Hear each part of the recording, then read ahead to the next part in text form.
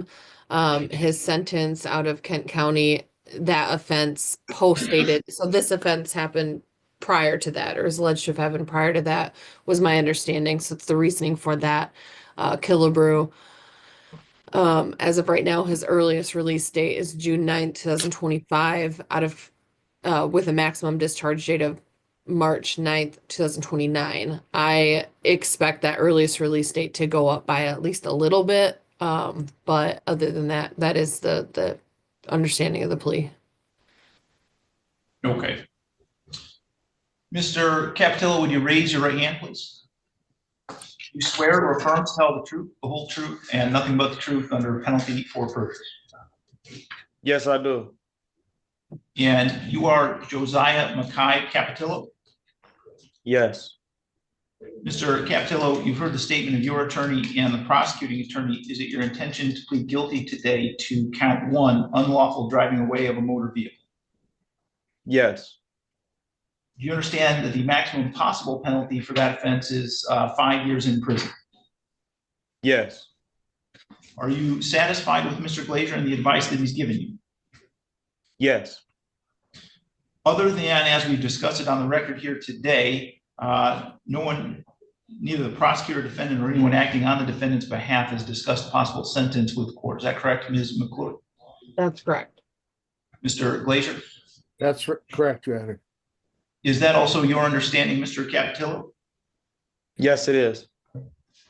If a guilty plea is accepted, there'll be no trial, giving up the rights that you would have had at trial. I'm going to explain those to you now to make sure you understand them. You have the right to a speedy public trial by jury. You could ask for a non-jury trial, and if the prosecutor and the court agree, you could have a non-jury trial. You have the right to be presumed innocent until proven guilty beyond a reasonable doubt. You have the right to have the prosecuting attorney prove beyond a reasonable doubt that you were guilty, and you do not have to prove anything. You have the right to be present at your trial, to have the witnesses against you appear at your trial, and to ask those witnesses questions. You also have the right to have the court order any witnesses that you have for your defense to appear at your trial. You have the right to remain silent during your trial and not have that silence used against you. However, you also have the right to testify at your trial if you wanted to testify. You understand, Mr. Capitello, that if your plea is accepted, you may be giving up the right to appeal issues that would otherwise be appealable if you were convicted at a trial. Yes. And you also understand that any appeal from the conviction and sentence pursuant to your plea would be by application for leave to appeal and not by right. Yes. If you are not a citizen of the United States of America, conviction of a crime can result in deportation, exclusion from admission to the United States of America, or denial of naturalization. Do you have any questions about any of the rights I've explained to you today? No, sir. Do you understand that you're giving those rights up? Yes. How do you wish to plead to the charge that on or about June 15, 2023, in the city of Adrian, county of Lenawee, that you did commit the offense of unlawful driving away of a motor vehicle? Guilty. Has anyone made any threats or promises to you to induce you to plead guilty to that charge? None other than what's been placed on the record. Okay. And do you understand that if I accept your plea, you're giving up any and all claims that your plea is given as a result of threats or promises that were not disclosed to the court on the record this morning, or that it was not your choice to enter the plea? Yes, sir. Is the prosecutor or defense counsel aware of any promises, threats, or inducements other than the plea bargain to induce Mr. Capitello to plead guilty today? No, Your Honor. No. Mr. Capitello, other than as we've discussed it on the record today, has your attorney promised you any particular sentence or estimated what your sentence would be? No. Is it your own choice to plead guilty today? Yes. Mr. Glazier, would you like to cover the factual basis? Yes, Your Honor. Mr. Capitello, first of all, you understand that the agreement is that your guidelines would not exceed 15 to 23, or excuse me, your sentence would not exceed 15 months to 5 years, which is the same sentence you got in Kent County. You understand that? Yes.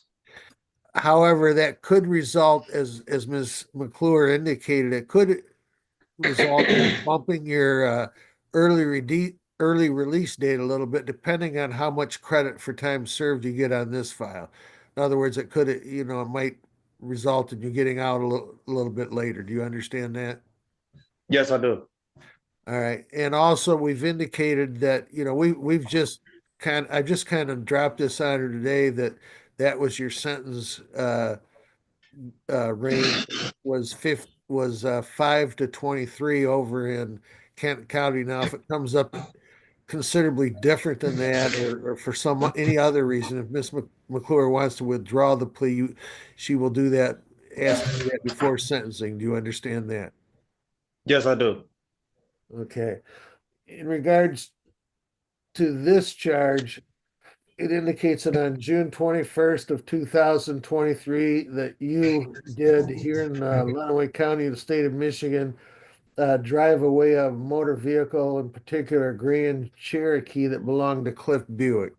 Is that correct? Yes. Well, this was where you and some guys went to Cliff, I think after hours, and you ended up stealing a Jeep. Is that correct? Yes.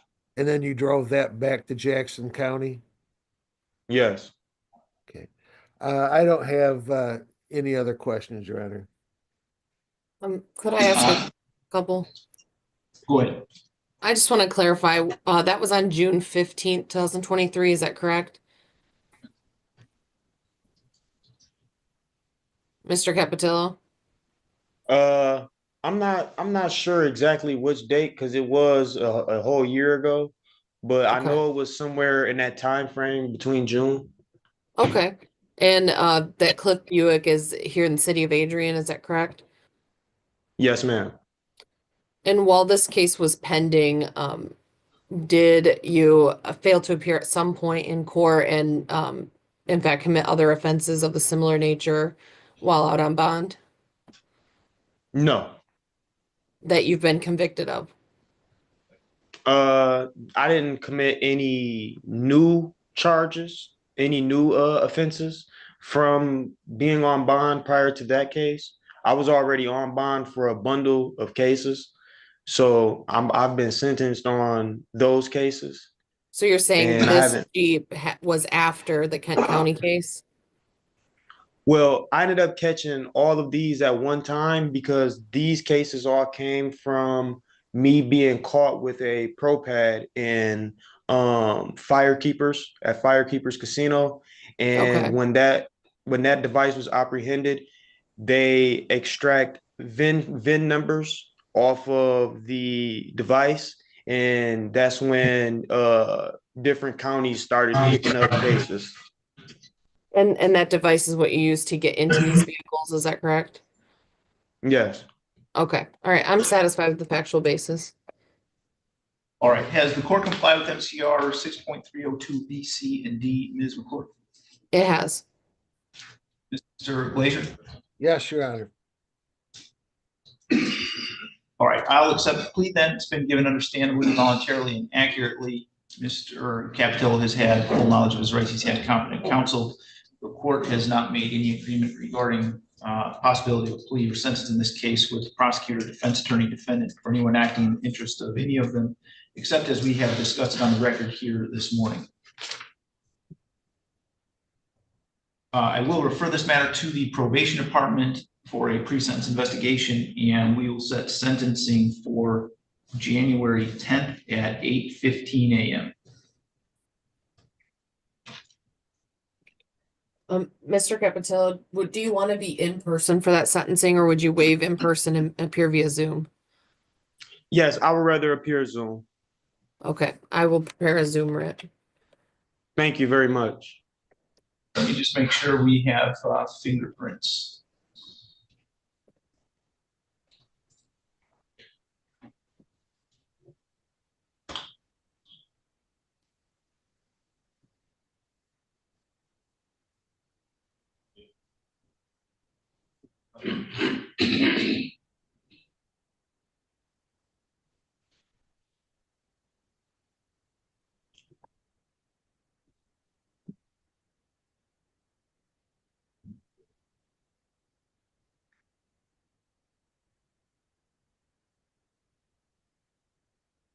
And we do have fingerprint information in the file, so Zoom appearance is fine for that.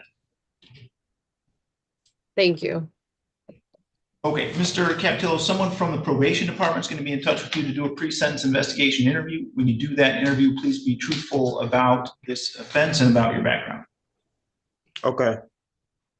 All right, so you are all set for today. Thank you. Thank you very much.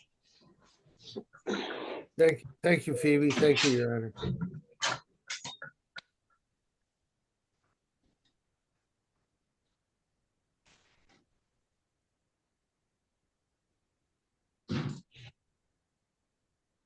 Okay, Ms. Underwood, do you need to speak to Mr. Let's see who we have for you, Mr. Delaney?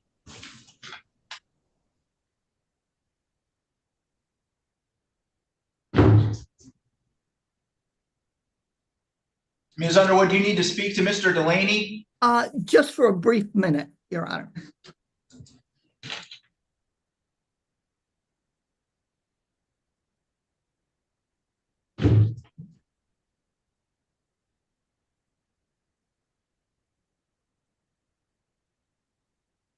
All right, Mr. Delaney, I need you to unmute your device. Okay. And I'm going to put you in a breakout session with your attorney so that you can speak to her privately. Okay.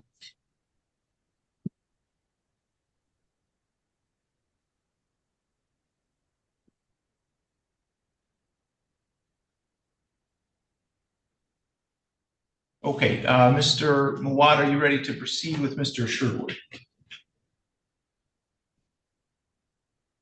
Yes, Judge. I'm going to be right back with you, Mohammed. Yes, Judge, we're ready. Okay, 1 second.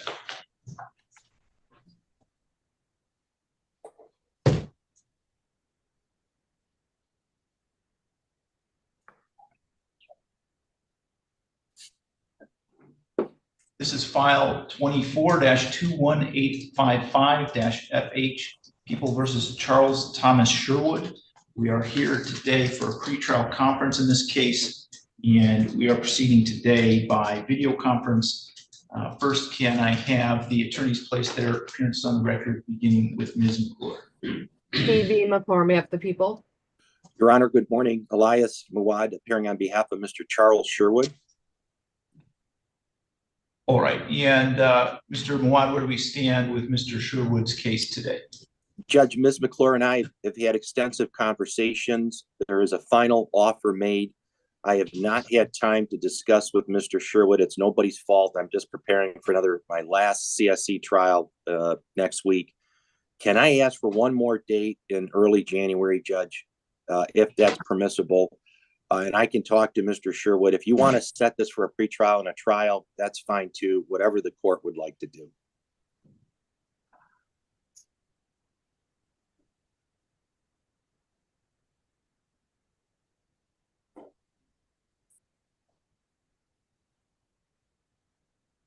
Just because I would hope to get a resolution on the case, but in the event that we don't get one, my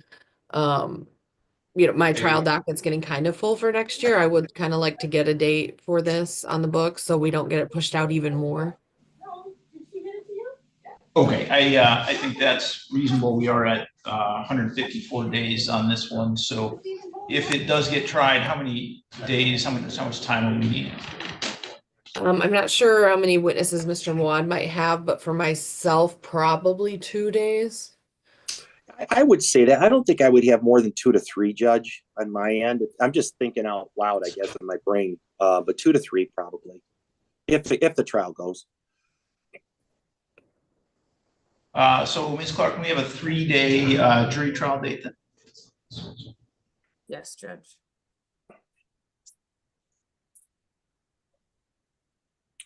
And then Charles, we'll have a conversation either later on in the week or weekend, but it's not your fault. It's just preparing for another trial.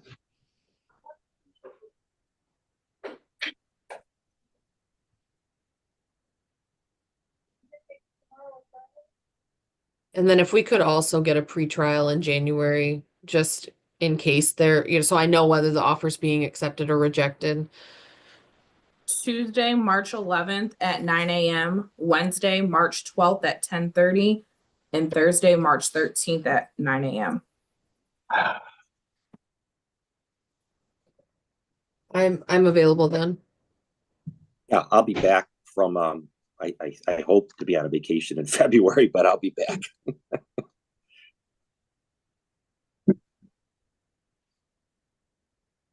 So March 11th at 9 a.m., March 12th, 10:30, March 13th at 9. So let's do a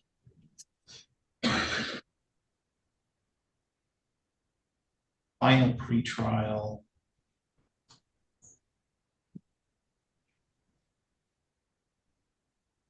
on March 5th.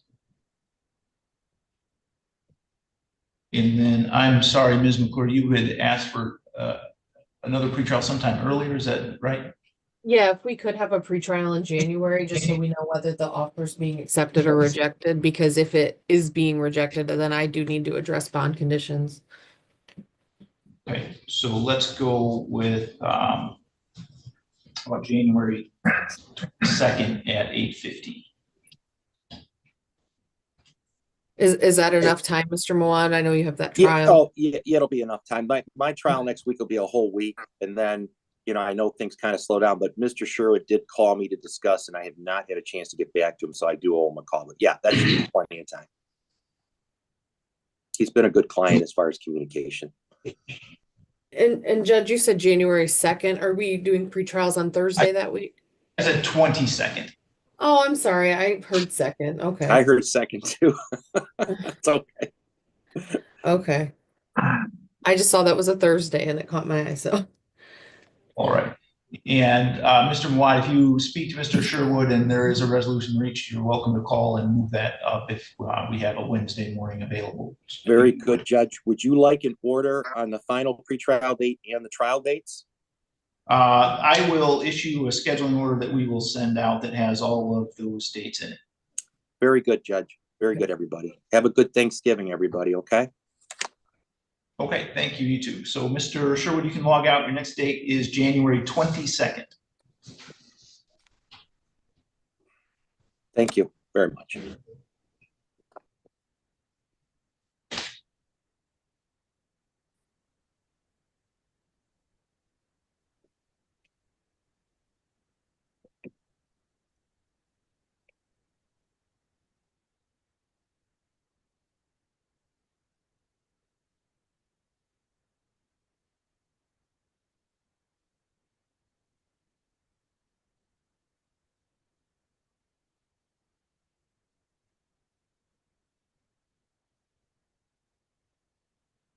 Okay, Mr. Murphy, I have Mr. Raymond from the jail. Do you need to speak with him? I don't, Your Honor, I think we're ready to proceed on the record when the court's ready. Okay. All right, Ms. Underwood, are you ready to proceed with Mr. Delaney? Yes, Your Honor. Thank you. All right, let me do that one first. So this file 24-21828-FH, People versus Ryan Robert Delaney.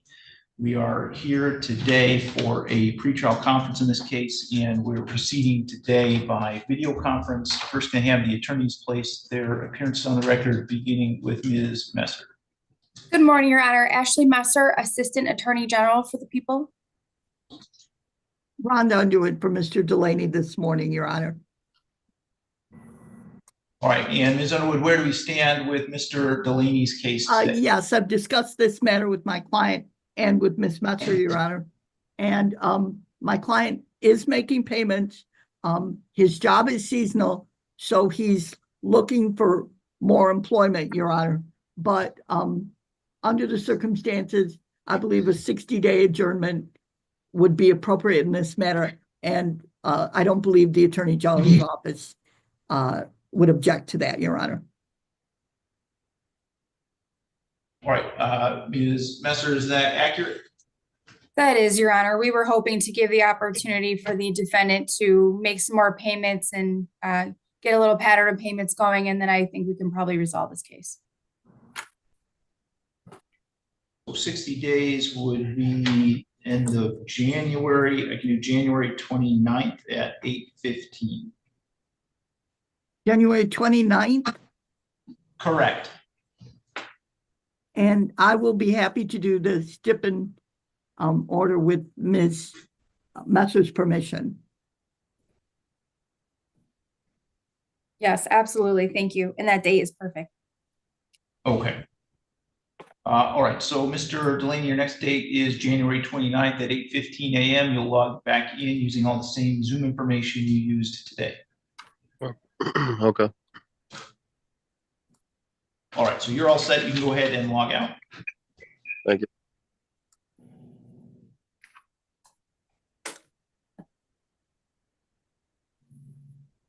All right, and let's see, Mr. Murphy, ready to proceed with Mr. Tucker?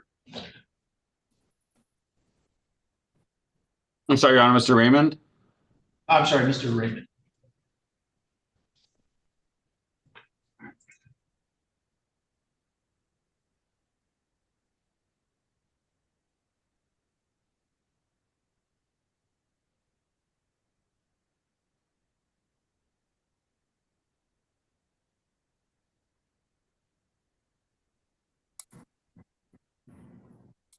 We are on the record now in file 24-21807-FH, 24-21808-FH, 24-21890-FH, 24-22042-FH, and 24-22043-FH. All of these are set for a pretrial conference this morning, and we are proceeding today by video conference. First, can I have the attorneys place their appearance on the record, beginning with Mr. Bayanetto? Good morning, Your Honor. Alex Bayanetto for the people. Matthew Murphy, appearing on behalf of Mr. Raymond. All right, and Mr. Murphy, where do we stand with Mr. Raymond's case today? Your Honor, I was speaking with my client yesterday and discussing the matter with the people. At this point, we had discussed a plea offer, and we're trying to figure out if there's an agreement in regards to sentencing in the matter. We're asking if we could adjourn the case for a couple of weeks, or if it's the court schedule best. We're trying to see if there can be some agreement between the defense and the people with a sentencing agreement, and if not, possibly try to find some time to talk with Your Honor about it in a COPS conference. So again, we're asking to adjourn the case because of that. We believe this can be resolved short of trial. It's just this matter of whether or not there can be some sort of agreement about the sentence before we enter a plea. Mr. Bayanetto, anything to address from the people's side? No, Your Honor. I think everything Mr. Murphy said is correct. I think we have a resolution in place. It's just a matter of where we land on guidelines and things like that. So I think a brief adjournment would give Mr. Sneed and myself some time to run guidelines and potentially figure out a resolution in this case. All right, so what I'll do is set it for December 18th at 8:15 a.m. Yes, Your Honor. Mr. Murphy, would you do the stipulation and order for that adjournment? I will, Your Honor. Right. I will say at this point, the oldest of his cases is at 218 days. So we need to have if we don't have a resolution at that December 18th pre-trial, I'm going to set the oldest case for trial at that time because we need to move the old ones forward. We understand, Your Honor. Yes, we do apologize for the length of time this has taken. That's why, I do believe it. Just that one adjournment will be sufficient to have it resolved. Thank you. Okay.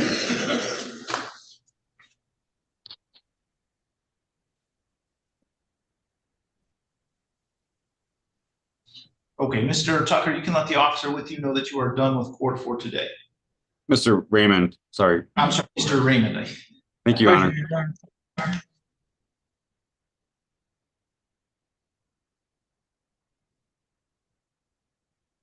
All right, and then Mr. Dagger Margosian, are you ready to proceed with Mr. Tucker? Yes, Your Honor.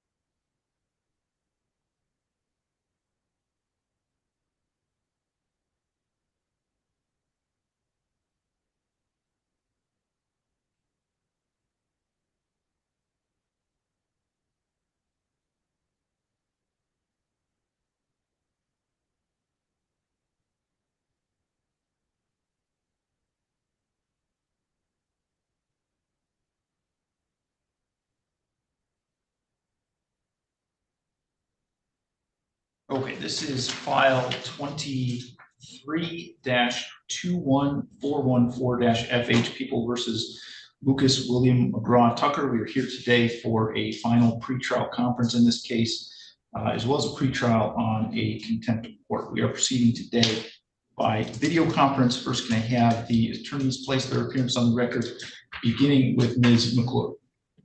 E.B. McClure, may have the people filling in for prosecutor of record Isaac Sneed. Your Honor, Michael Dagger Margosian for Mr. Tucker.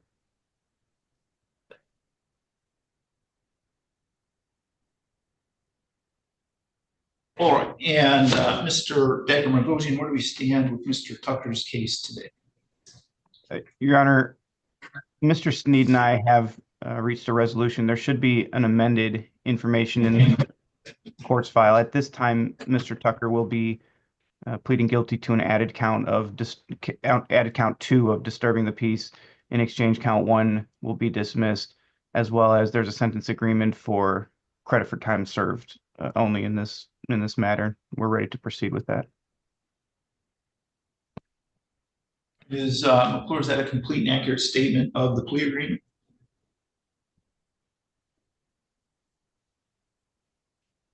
I believe so, yes. All right, Mr. Tucker, would you raise your right hand, please? Do you swear or affirm to tell the truth, the whole truth, and nothing but the truth under penalty for perjury? Yes, Your Honor. And you are Lucas William McGraw Tucker? Yes, Your Honor. Mr. Tucker, you've heard the statement of your attorney and the prosecuting attorney. Is it your intention to plead guilty today to count 2 on the amended information disturbing the peace? Yes, Your Honor. Do you understand that the maximum possible penalty for that offense is up to 90 days in jail? Yes, Your Honor. Are you satisfied with Mr. Dagger Margosian and the advice that he's given you? Yes, absolutely. Neither the prosecutor, defense attorney, defendant, or anyone acting on the defendant's behalf has discussed possible sentence with the court other than as we've discussed it here this morning. Is that correct, Ms. McClure? That's correct. Mr. Dagger Margosian? Correct, Your Honor. Is that also your understanding, Mr.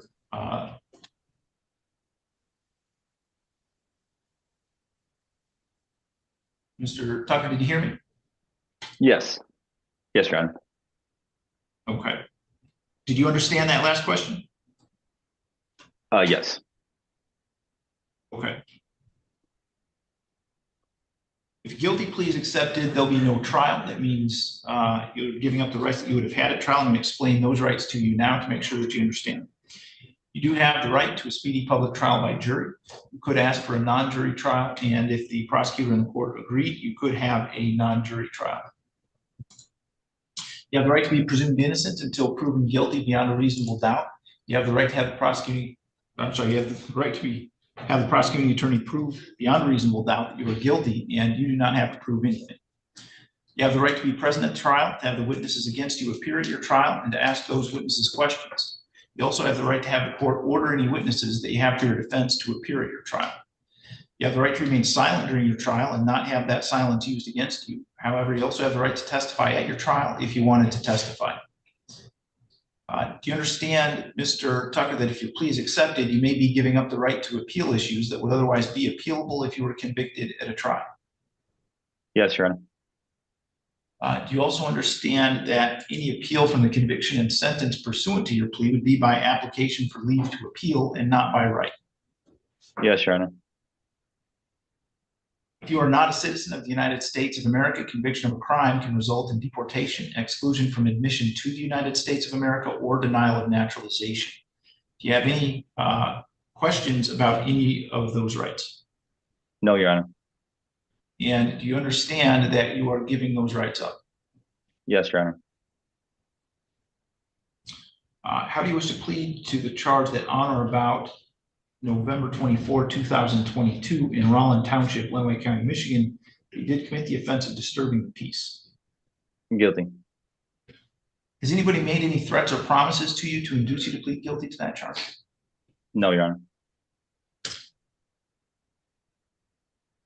Is the prosecutor or defense counsel aware of any promises, threats, or inducements other than the plea bargain to induce Mr. Tucker to plead guilty today? None, Your Honor. No, Your Honor. Mr. Tucker, other than as we've discussed on the record here this morning, has your attorney promised you any particular sentence or estimated what your sentence would be? No, Your Honor. Is it your own choice to plead guilty today? Yes, Your Honor. Mr. Dagger-Margosian, do you want to cover the factual basis? Mr. Tucker, on November 24th of 2022, as the court indicated, were you in Rollin Township, County of Lenawee, State of Michigan? Yes. And on that date, at an address on Glen Hill Highway, 1524 Glen Hill Highway, would you agree that you were loud and boisterous in public? Yes. And you didn't have a legal right to do so? No. All right, I think I'm satisfied, Your Honor. Ms. McClure? I just think we have to put on a factual basis for the restitution in order for that to be ordered. So I guess I would just ask for stipulation as to the underlying charge. And with an agreement that there is restitution as to, be towing and replacing the key of a motor vehicle that was taken. If that is verified, I mean, part of what Mr. Sneed and I were going back and forth on this case is the restitution. So if it's verified, that's certainly fine. Okay. So do you stipulate that that is the underlying and there could be restitution? For purposes of the plea, yes, I agree that there could be restitution if verified factually.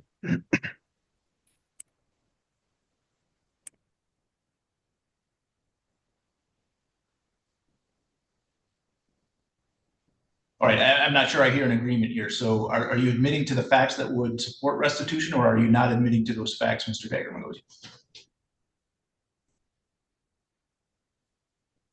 Well, I would be admitting, my client would be admitting to the facts of disturbing the peace with the understanding that if facts are presented to the court or the prosecutor's office regarding restitution, that could be included in this case.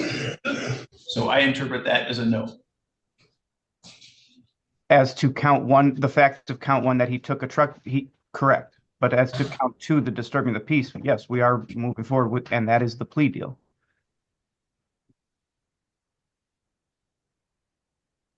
So you can admit the facts of it and still set it for a restitution hearing. It's a plea reduction from what the underlying basis of the disturbing the peace was. Yes, and there was an allegation of damage to a vehicle. The question is if he made it. So if we need to have a restitution hearing, that's fine.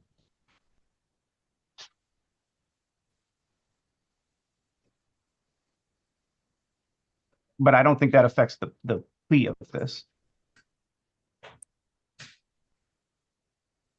So, okay, I guess, Judge, maybe we just set it for a restitution hearing, and I'll make a note that the underlying facts supporting restitution have not been established.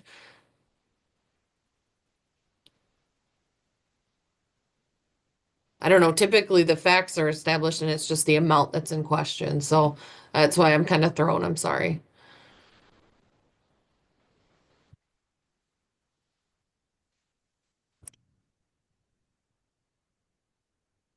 All right, if that's how people want to proceed, I mean, I'm just trying to make sure that there's a clear understanding of what the agreement between the parties is. So, Judge, if the agreement between Mr. Sneed and I was that he would plead guilty to count two, disturbing the peace, credit for time served. And I know that there had been an issue of restitution previously. But again, if the people are, if there needs to be a hearing to determine restitution, then so be it.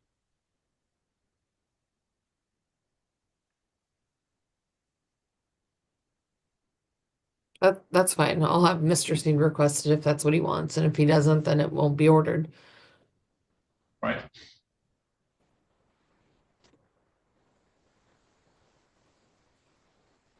All right, has the court complied with MCR 6.302 B, C, and D, then Ms. McClure? It has. Mr. Dagger-Margosian. Yes, Your Honor. All right, I'll accept the plea. It's been given understandably, voluntarily, and accurately. Mr. Tucker has had full knowledge of his rights. He had competent counsel. I will refer this matter to the probation department for a pre-sentence investigation. That'd be the district court probation office. And we'll set sentencing for January 16th at 8:15 a.m. Mr. Tucker, you'll need to report to Mike McCarron in the district court probation office on this coming Tuesday, December 3rd at 8 a.m. December 3rd, okay.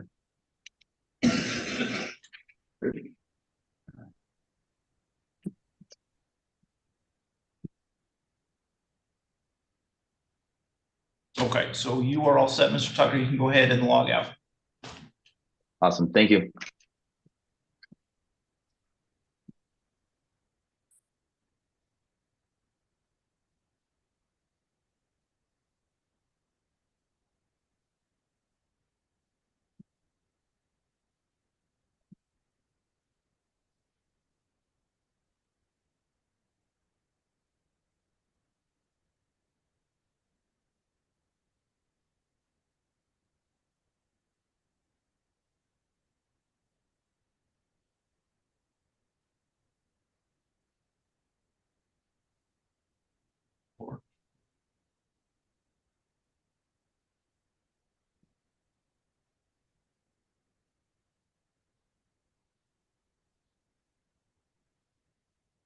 Mr.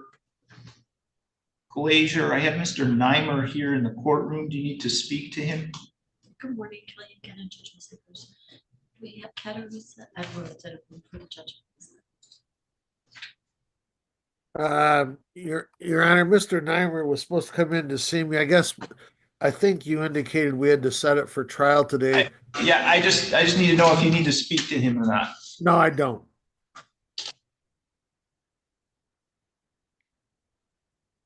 One second.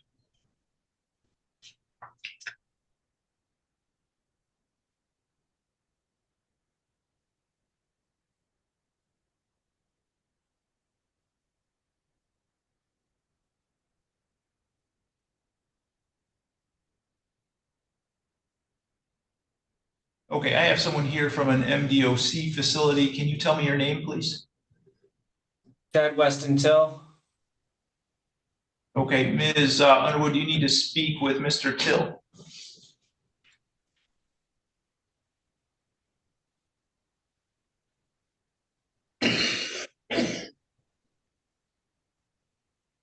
Ms. Underwood, are you there? Sorry, I forgot I was muted. Yes, Your Honor, thank you.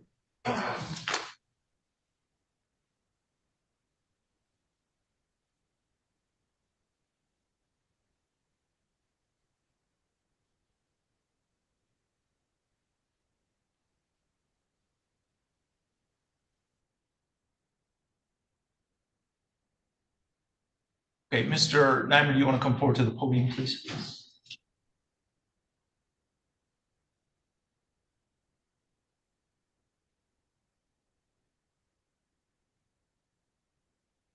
Okay.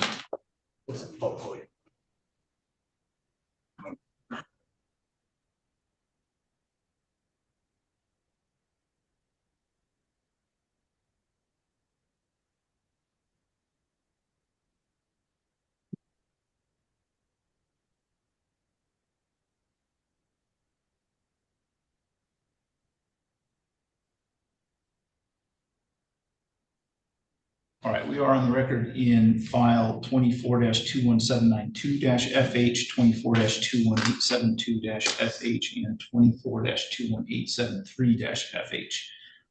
People versus Bailey, Assad, and Eimer. We're here today for pretrial conferences in each of those cases, and we are proceeding today by video conference and partially in person. First, can I have the attorneys place their appearance on the record, beginning with Ms. McClure? E.V. McClure, on behalf of the people. John Glazier on behalf of Mr. Neimer. And Mr. Glazier, where do we stand with Mr. Neimer's case today? Your Honor, I guess we need to set it for trial. Mr. Neimer was supposed to come in and see me last week and didn't appear. I really need to talk to him, but I think we stated at the last one that there would be no more adjournments, so if we get a pretrial 60 days out at least.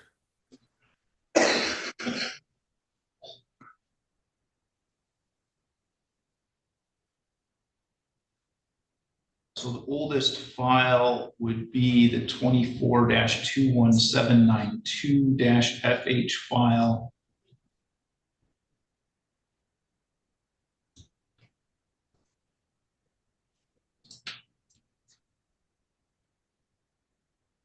Mr. Glazier, how much time or how many days do you think we need for a trial in that case? Probably 2. Do you agree with that, Ms. McClure? Yeah, I don't have any intimate knowledge of the case, just because it is Mr. Sneed's case. So, John, do you know if there's any chance of these being consolidated? Maybe one of them, but we'd have to agree to it. I think, isn't there Okay. 3 files? There are, That's yeah, correct. I would just defer to Mr. Glazier then. I guess I would agree with him. And I'm sorry, did you say 2 or 3, Mr. Glazier? I think between 2 and 3. I So think let's go. I think really it could get done in 2 days, but it might take part of a third day. All right, so we'll set it for 3 days to be safe. Ms. Clark, do we have a 3-day jury trial date, please? Tuesday, April 1st at 9 a.m., Wednesday, April 2nd at 10:30, and Thursday, April 3rd at 9 a.m. Your Honor, whenever you have a minute, if I could. Okay, 1 second. No problem. That was April 2 through April 4.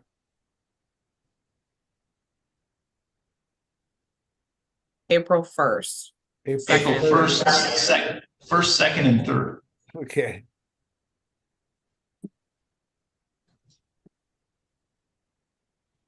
All right, and Mr. Glazier, Mr. Neimer had asked to address the court directly. Do you have any issue with that? No. Okay, Mr. Neimer, what was it that you wanted to Your say? Honor, I've just had a little bit of trouble as far as the representation that I've been given. I just feel like I haven't been given the proper legal representation. I brought things to my attorney's attention, and it seems that they've been kind of neglected in a way. I don't know exactly how this process works. I've never been through the court process before, but it just seemed that there's something different that we could do, because I was made promises at the beginning, months ago, as far as waiving examinations and pretrials. And like I said, Your Honor, I'm very unfamiliar with the process. And I was told from the very beginning that there would be no gun charges, that they would be dropped as long as I was willing to work with the prosecutors, waive examinations, waive preliminary hearings. I did all of that. And then it was told to me after waiving all of these things that they do not recall saying they would drop certain charges if I did so.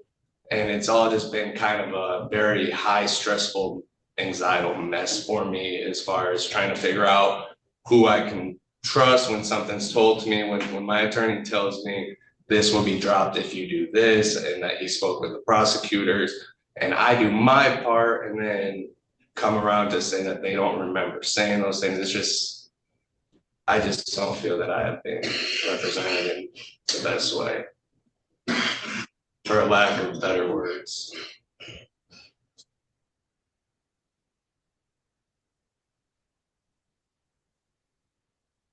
All right, so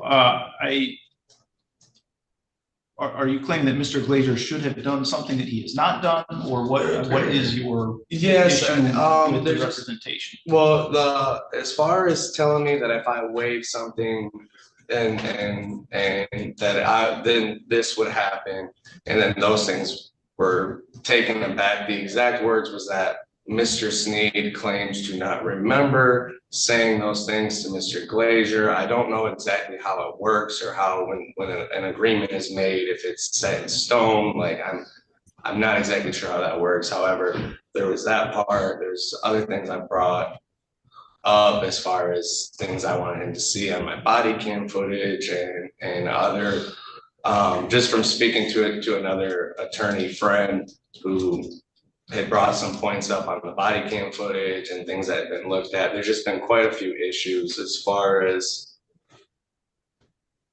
many things just since the very beginning, and I just feel that maybe if I should, and I mean if I know disrespect.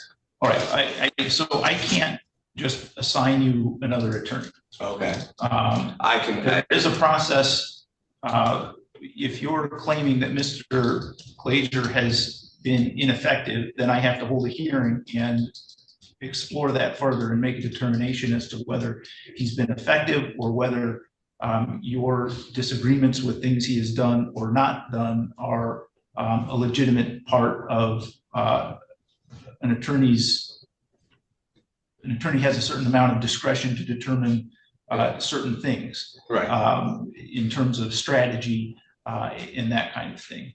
And so I can set this for a hearing to determine to hear evidence and make a determination on whether he's been ineffective. In which case the court would then have to remove him. If that's what you want me to do. As far as setting for trial today, the whole idea was to try to come to some type of an agreement, plea agreement, and as far as okay. So have you been to see Mr. Glazer? Yes, I have. When did you do that? I've seen him maybe 4 times. When was the last time you did? Did you do it since the last pretrial? The last time I saw him was. Did you do it since the last pretrial? Since the last pretrial, yes. I saw him on the 21st. Your Honor, he had an appointment to come in and see me, I think last Friday, and didn't appear. There's certain things that I need to review with him, but if he doesn't show up, I certainly can't review them with him. I don't know why he didn't appear for his office appointment. Right. So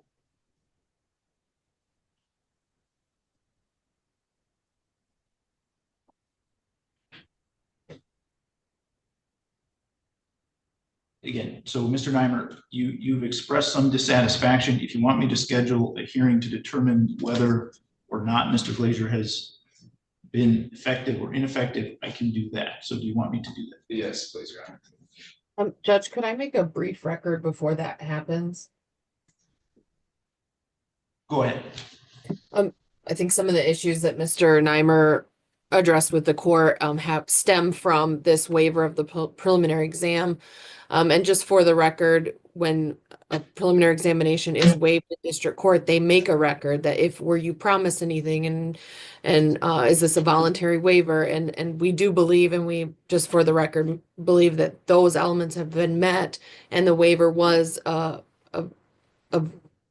appropriate waiver without defect. However, if he is now saying he was promised something in exchange for the waiver of his preliminary exam to cure any possible defect, we would stipulate to a remand for a preliminary exam to then cure any defect that is now being claimed, if that is more appropriate. May I speak on that, Your Honor? As far as the no. So right now you're represented, and the only thing I'm going to do right now is set a hearing. What I'm supposed to do, and that's set a hearing to make the determination as to whether Mr. Glazer's representation has been effective or ineffective, and the court will proceed from there.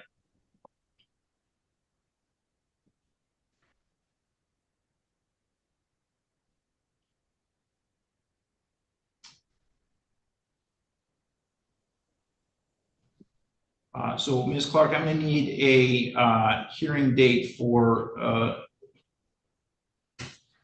I guess let's call it about 2 hours for a Ginther hearing. Friday, December 13th. Yeah, December 13th at 1:30.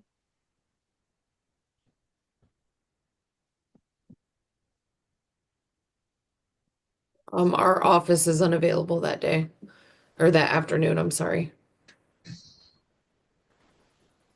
Wednesday, December 18th at 2:30.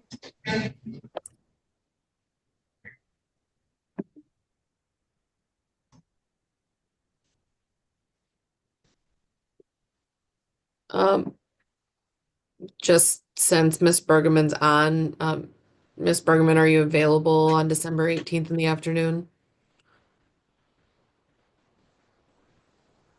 Or, I'm sorry, why would I be on this case? Um, just for a Ginther hearing? Oh, I think because it's still in the trial court, that would be Mr. Sneed Okay, would still be doing that because it's not post conviction. okay, then I think we're available.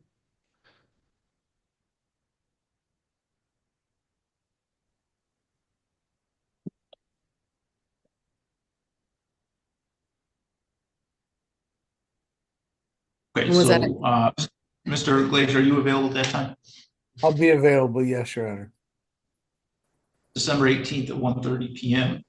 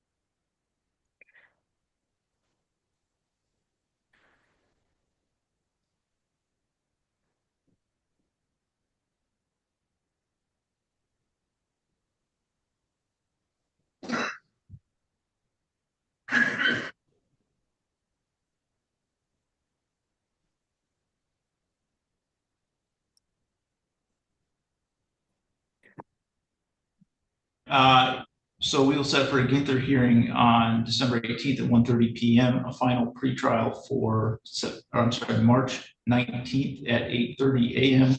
I'm sorry, 8:15 a.m. That was And March what, trial- Your Honor? Final pretrial, March 19th, Okay, and then trial on April 1st, 2nd, and 3rd. okay, Depending upon what happens at the Ginther hearing, the court would be perhaps willing to reconsider the trial date. But for now, we're going to put it on the calendar. all right. And the court will issue a scheduling order with those dates in. Is there Mr. anything else? Nimer, if you want to come in and see me and set up an appointment, if you show up, we can discuss this case. All right. All right. Anything else we need to address on this case today? No, Your Honor.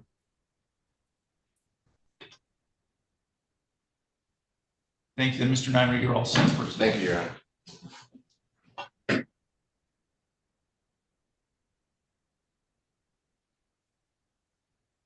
Oh, yes, yes, thank you. Your Honor, was that December 13th that you said? Or was it 18th? 18th. 18th, okay, thank you.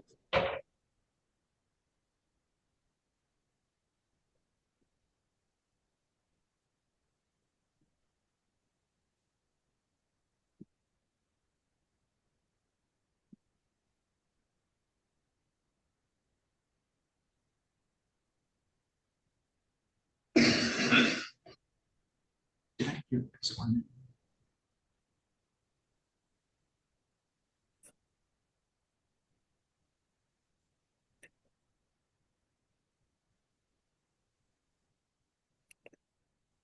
So please do.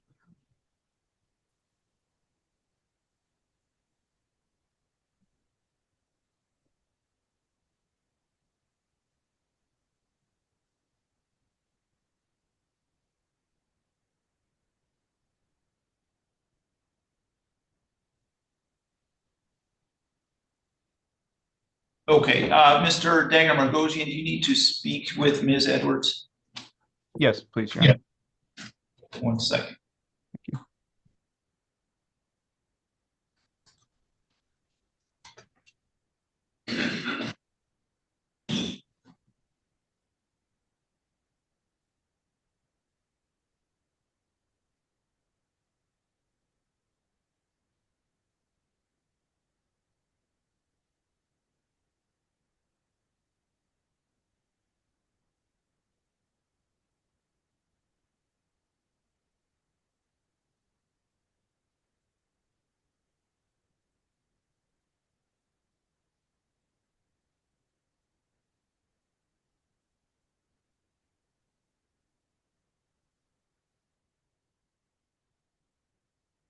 Okay, Mr. Malero, are you ready to proceed with Mr. Sadler? We are.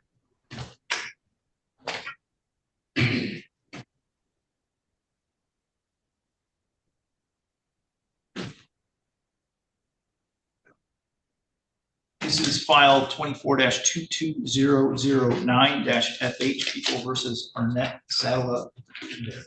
We are here today for a trial conference. In this case, we are proceeding today by video conference. First, can I have the attorneys place their appearance on the record, beginning with Mr. McCready.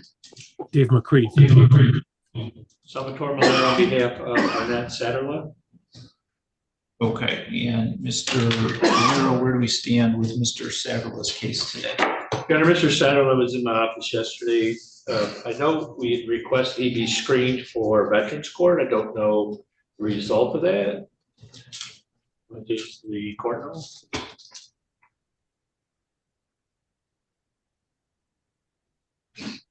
I don't believe that has happened. Let me check one thing to be sure. In case you met with someone right now.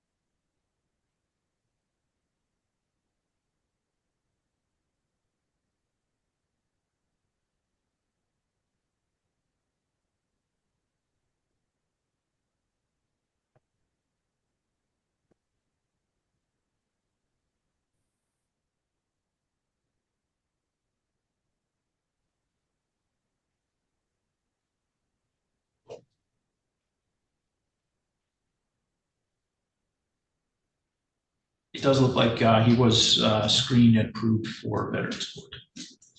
Great. Your Honor, with that information, I'd like to adjourn this for a brief adjournment to talk to Mr. McCready, see if this matter can be resolved. You said approved, right? Yes. Okay, so I can adjourn it to December 18th. Is that sufficient? That's fine, Judge. December 18th at 8:15. I'm sorry, Mr. McCready, anything we need to address from the people's side? No, Your Honor.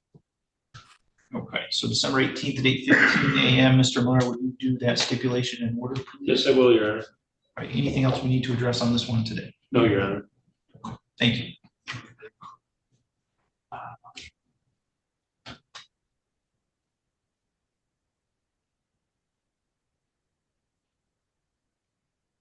All right, Ms. Underwood, are you ready to proceed with Ms. Until? Yes, Your Honor, thank you.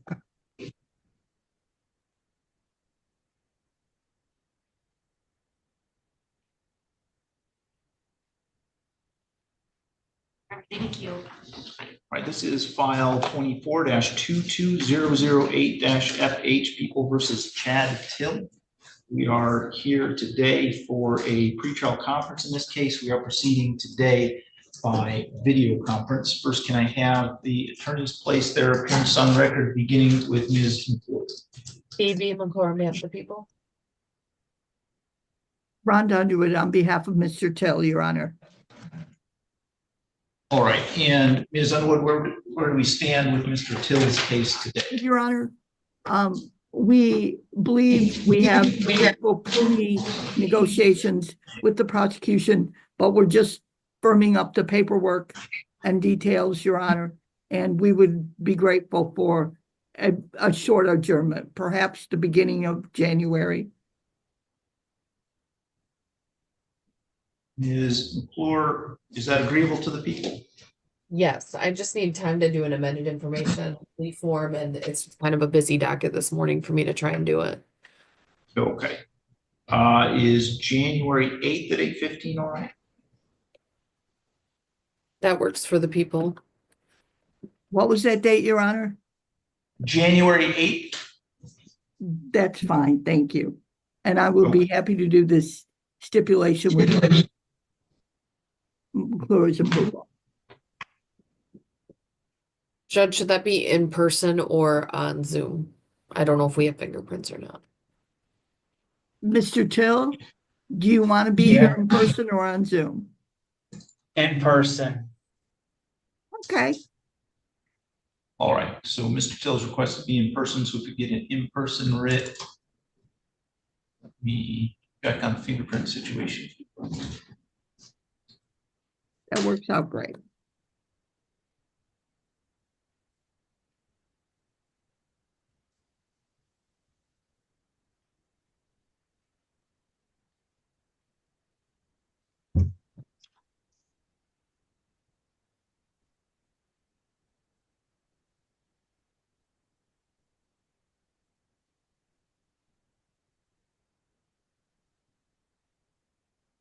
We do have fingerprints, so that's not necessary at this point, but he's requested to be here in person, so if you could have an in-person writ. So, all right, so Ms. Underwood, you're gonna do the stipulation in order. Anything else we need to address with this case today?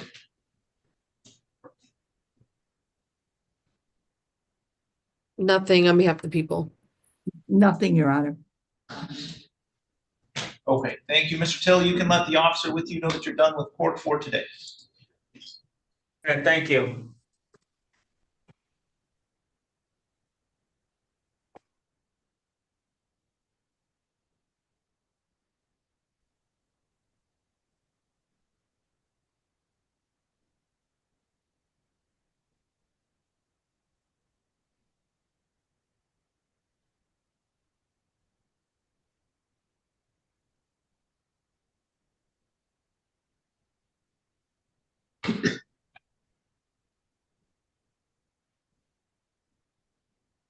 What's your name? Yeah, he's with Mr. Millar. I'm sorry. He's with me, Judge. Jason Lindsay. Jason. Oh, okay. Are you ready to proceed with Mr. Yeah, Lindsay? we have a plea to put on, Judge.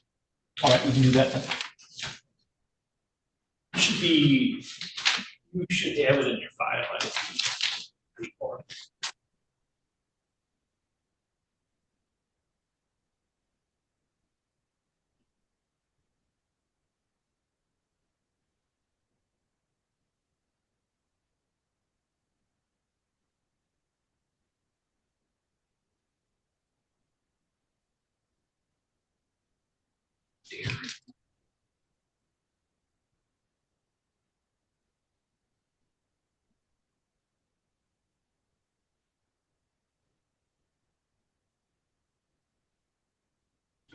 Okay, this is file 24-21749-FH.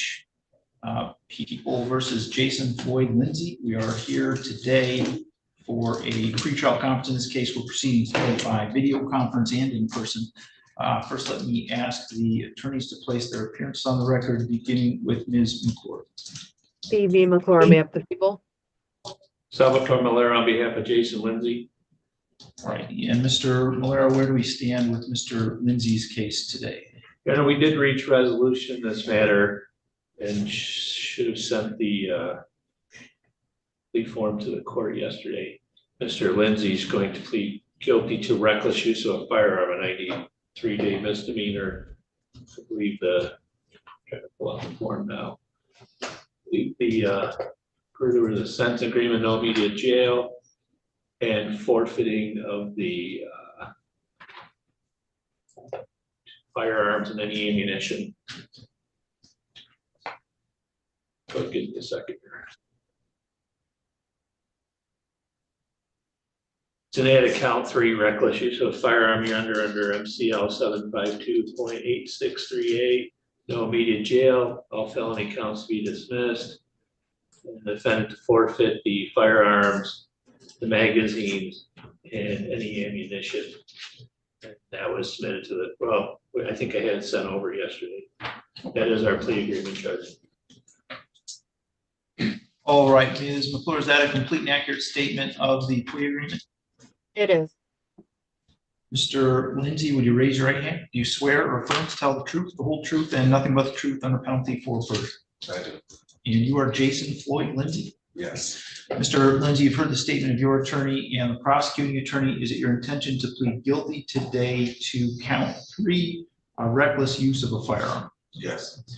Do you understand that the maximum possible penalty for that offense is 90 days in jail and or a $500 fine? Yes. Are you satisfied with Mr. Malero and the advice that he's given? I am. Either the prosecutor, defendant, or anyone acting on the defendant's behalf has discussed a possible sentence with the court other than as we've discussed on the record here today. Is that correct, Mr. Malero? That is correct, Judge. Ms. McClure? That's correct. Is that also your understanding, Mr. Lindsay? It is. If a guilty plea is accepted, there'll be no trial. That means you're giving up the rights that you would have had at trial. I'm going to explain those rights to you now to make sure that you understand them. You have the right to a speedy public trial by jury. You could ask for a non-jury trial, and if the prosecutor and the court agree, you could have a non-jury trial. You have the right to be presumed innocent until proven guilty beyond a reasonable doubt. You have the right to have the prosecuting attorney prove beyond a reasonable doubt that you are guilty, and you do not have to prove anything. You have the right to be present at your trial, to have the witnesses against you appear at your trial, and to ask those witnesses questions. You also have the right to have the court order any witnesses that you have for your defense to appear at your trial. You have the right to remain silent during your trial and not have that silence used against you. However, you also have the right to testify at your trial if you wanted to testify. Do you understand, Mr. Lindsay, that if your plea is accepted, you may be giving up the right to appeal issues that would otherwise be appealable if you were convicted at a trial? Yes, I understand. And you also understand that any appeal from the conviction and sentence pursuant to your plea would be by application for leave to appeal and not by right. Yeah, I understand. If you are not a citizen of the United States of America, conviction of a crime can result in deportation, exclusion from admission to the United States of America, or denial of naturalization. Do you have any questions about any of those rights? No. Do you understand that you're giving those rights up? Yes. How do you wish to plead to the charge that on or about February 25th, 2024, in the city of Adrian, County of Lenawee, that you did commit the offense of reckless use of a firearm? Guilty. Has anyone made any threats or promises to you to induce you to plead guilty to that charge? No. Do you understand that if I accept your plea, you're giving up any and all claims that the plea was given as a result of threats or promises that were disclosed to court on the record this morning, or that it was not your own choice to enter the plea? Is the prosecutor or defense counsel aware of any promises, threats, or inducements other than the plea bargain to induce Mr. Lindsay to plead guilty? No. None, Your No, Honor. you're, Mr. Lindsay, other than as we've discussed it on the record today, has your attorney promised you any particular sentence or estimated what your sentence would be? No. Is it your own choice to plead guilty today? Yes. Mr. Malero, would you like to cover the factual basis? I would. Mr. Lindsay, is it true that on or about February 25th in the city of Adrian, County of Lenawee, state of Michigan, that you were brandishing or using a firearm in your possession in a reckless manner? Yes. And it resulted from you and your wife were having a disagreement in some capacity. You were had possession of the firearm and you caused your wife to believe that you may use the firearm in some capacity, and that caused her distress. Yes. And there was alcohol involved in the situation. Yes. Is the court and the state satisfied? Ms. McClure, are the people satisfied? Yes, Your Honor. Has the court complied with MTR 6.302 B, C, and D, Ms. McClure? It has. Mr. Malero? Yes, Judge. All right, I'll accept the plea then. It's been given understandably, voluntarily, and accurately. Mr. Lindsay has had full knowledge of his rights. He's had competent counsel. court has not made any agreement regarding the possibility of a plea or sentence in the case with the prosecutor, defense attorney, defendant, or anyone acting in the interest of any of them other than as we discussed on the record this morning. I will refer this matter to the district court probation office for a pre-sentence investigation. And we will set sentencing for January 16th at 8:15 a.m. So Mr. Lindsay, you'll need to report to the district court probation office to see Mr. McCarron this coming Tuesday at 8 a.m.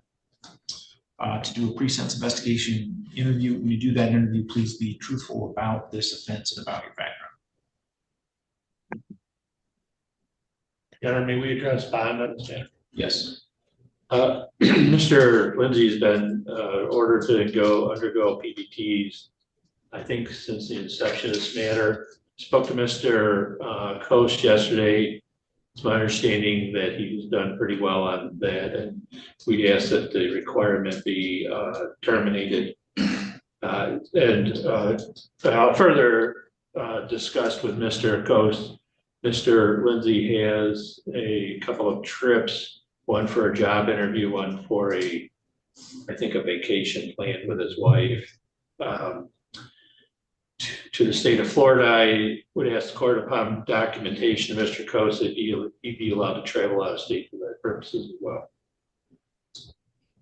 All right, Ms. McClure, anything you'd like to say with respect to the issue of the bond request? I would just defer to Mr. Coast. All right, Mr. Coast. Judge, he's done pretty well on bond. He's been doing PBTs 2 times a day since February. I just checked his log. He's been doing it twice daily without missing, with the kiosk with 000s each time. He does owe JSG $249 for when he was on the remote breath. He did return that machine, but he does owe them that money. But because of his efforts, I mean, I'll be okay with him going off PBTs.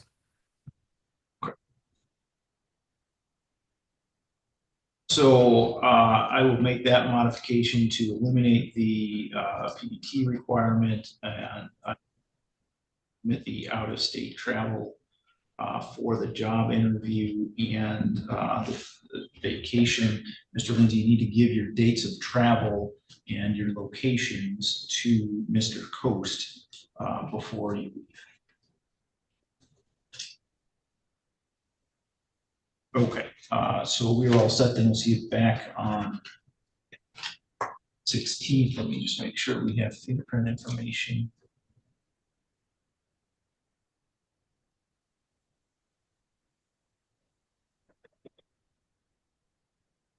And Jason, you have my information, my phone number? Yes, I do. Okay.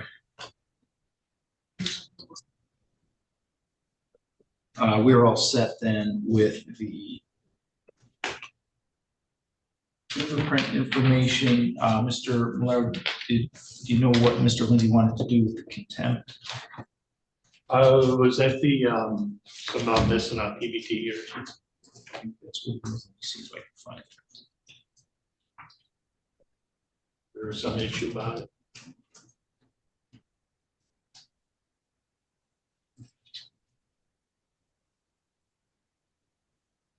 Judge, he did have a contempt back in August for missing PBTs.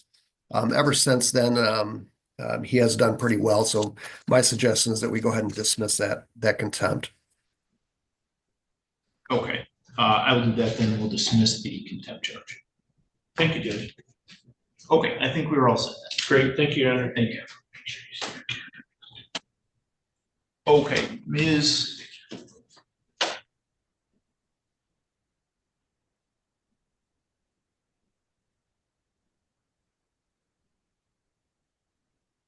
Freeman, Mr. Lyons, you need to speak to Mr. Fenton.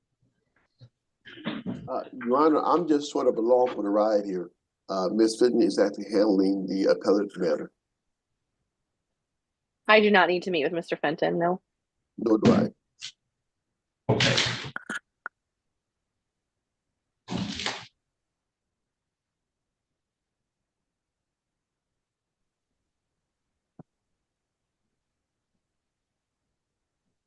This is file 18-19189-FC, People versus Michael Davis Benton. We are here today for a pretrial conference in this case, and we are proceeding today by video conference. First, can I have the attorneys place their appearances on the record, beginning with Ms. Brugman? Ms. Brugman, I apologize, we did not hear anything that you said. Can you hear me now? Yes. Oh, sorry, must have been a delay. Jennifer Brugman on behalf of the people. Melissa Freeman on behalf of Michael Fenton. May it please the court, George Lyons on behalf of Mr. Fenton. And so where are we with Mr. Fenton's case today? Your Honor, I could probably speak to that. The interlocutory appeal was filed by defense on October 24th. I filed our answer on November 14th.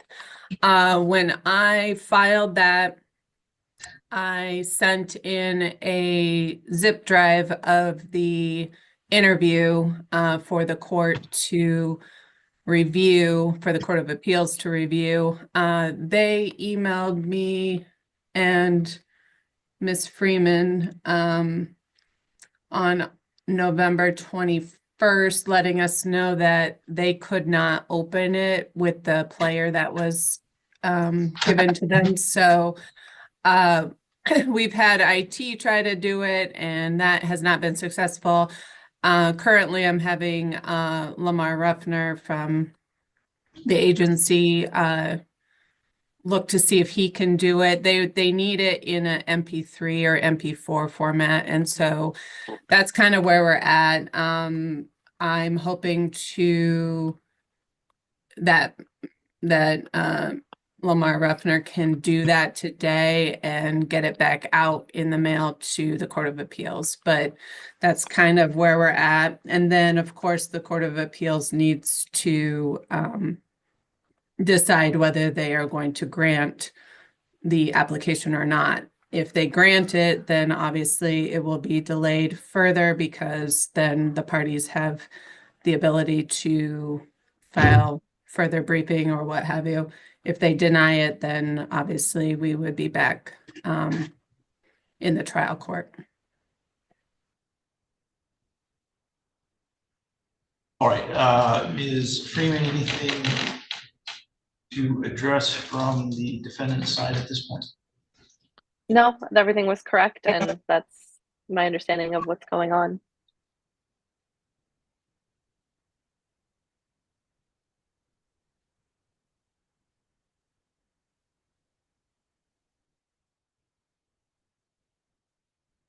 Okay, why don't we adjourn this then until I could do December 18th or January 8th. There's kind of a long break there because of the holidays, so I'll give you the option. I have no objection to the January date, Ron, just to make sure that all our ducks are in a row, one way or the other. Yeah, quite frankly, Your Honor, just knowing how these things go, unless they immediately decide and do not grant, I don't expect much to happen before the holidays. Is that agreeable with you, Ms. Freeman? Yes, I didn't catch what that January date was, however. That was January 8th. Yeah, that works for me. Okay, so we'll set that for January 8th at 8:15. Ms. Brugman, would you be willing to do a stipulation in order for that adjournment? Your Honor, and then we also, I assume, do a Zoom writ for Mr. Fenton. Mr. Fenton's at the Lenawee County Jail, so we don't need that. Oh, I apologize. I forgot that. Okay, thank you. No problem. Okay, so I think we're all set then. Thank you, Mr. Fenton. You can let the officer with you know that you're done with court for today. Okay, what time is that going to be on the 8th? That will be at 8:15. Thank you. Or as soon thereafter as I can call the case. Okay, thank you, sir. Yes, thank you.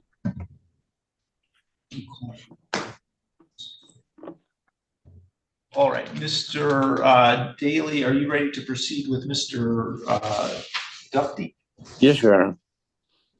It's going to be a plea, Your Honor. Okay.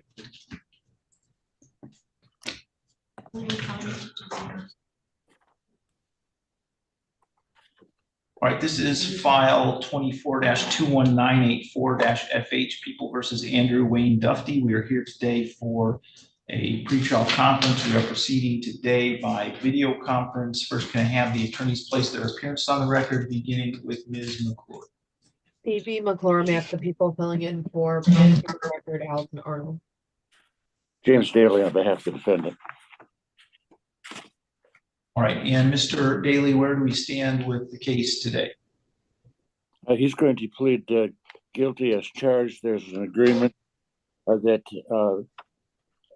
he will be sentenced to no more than a term in jail. That's to be decided afterwards, but that's basically the deal.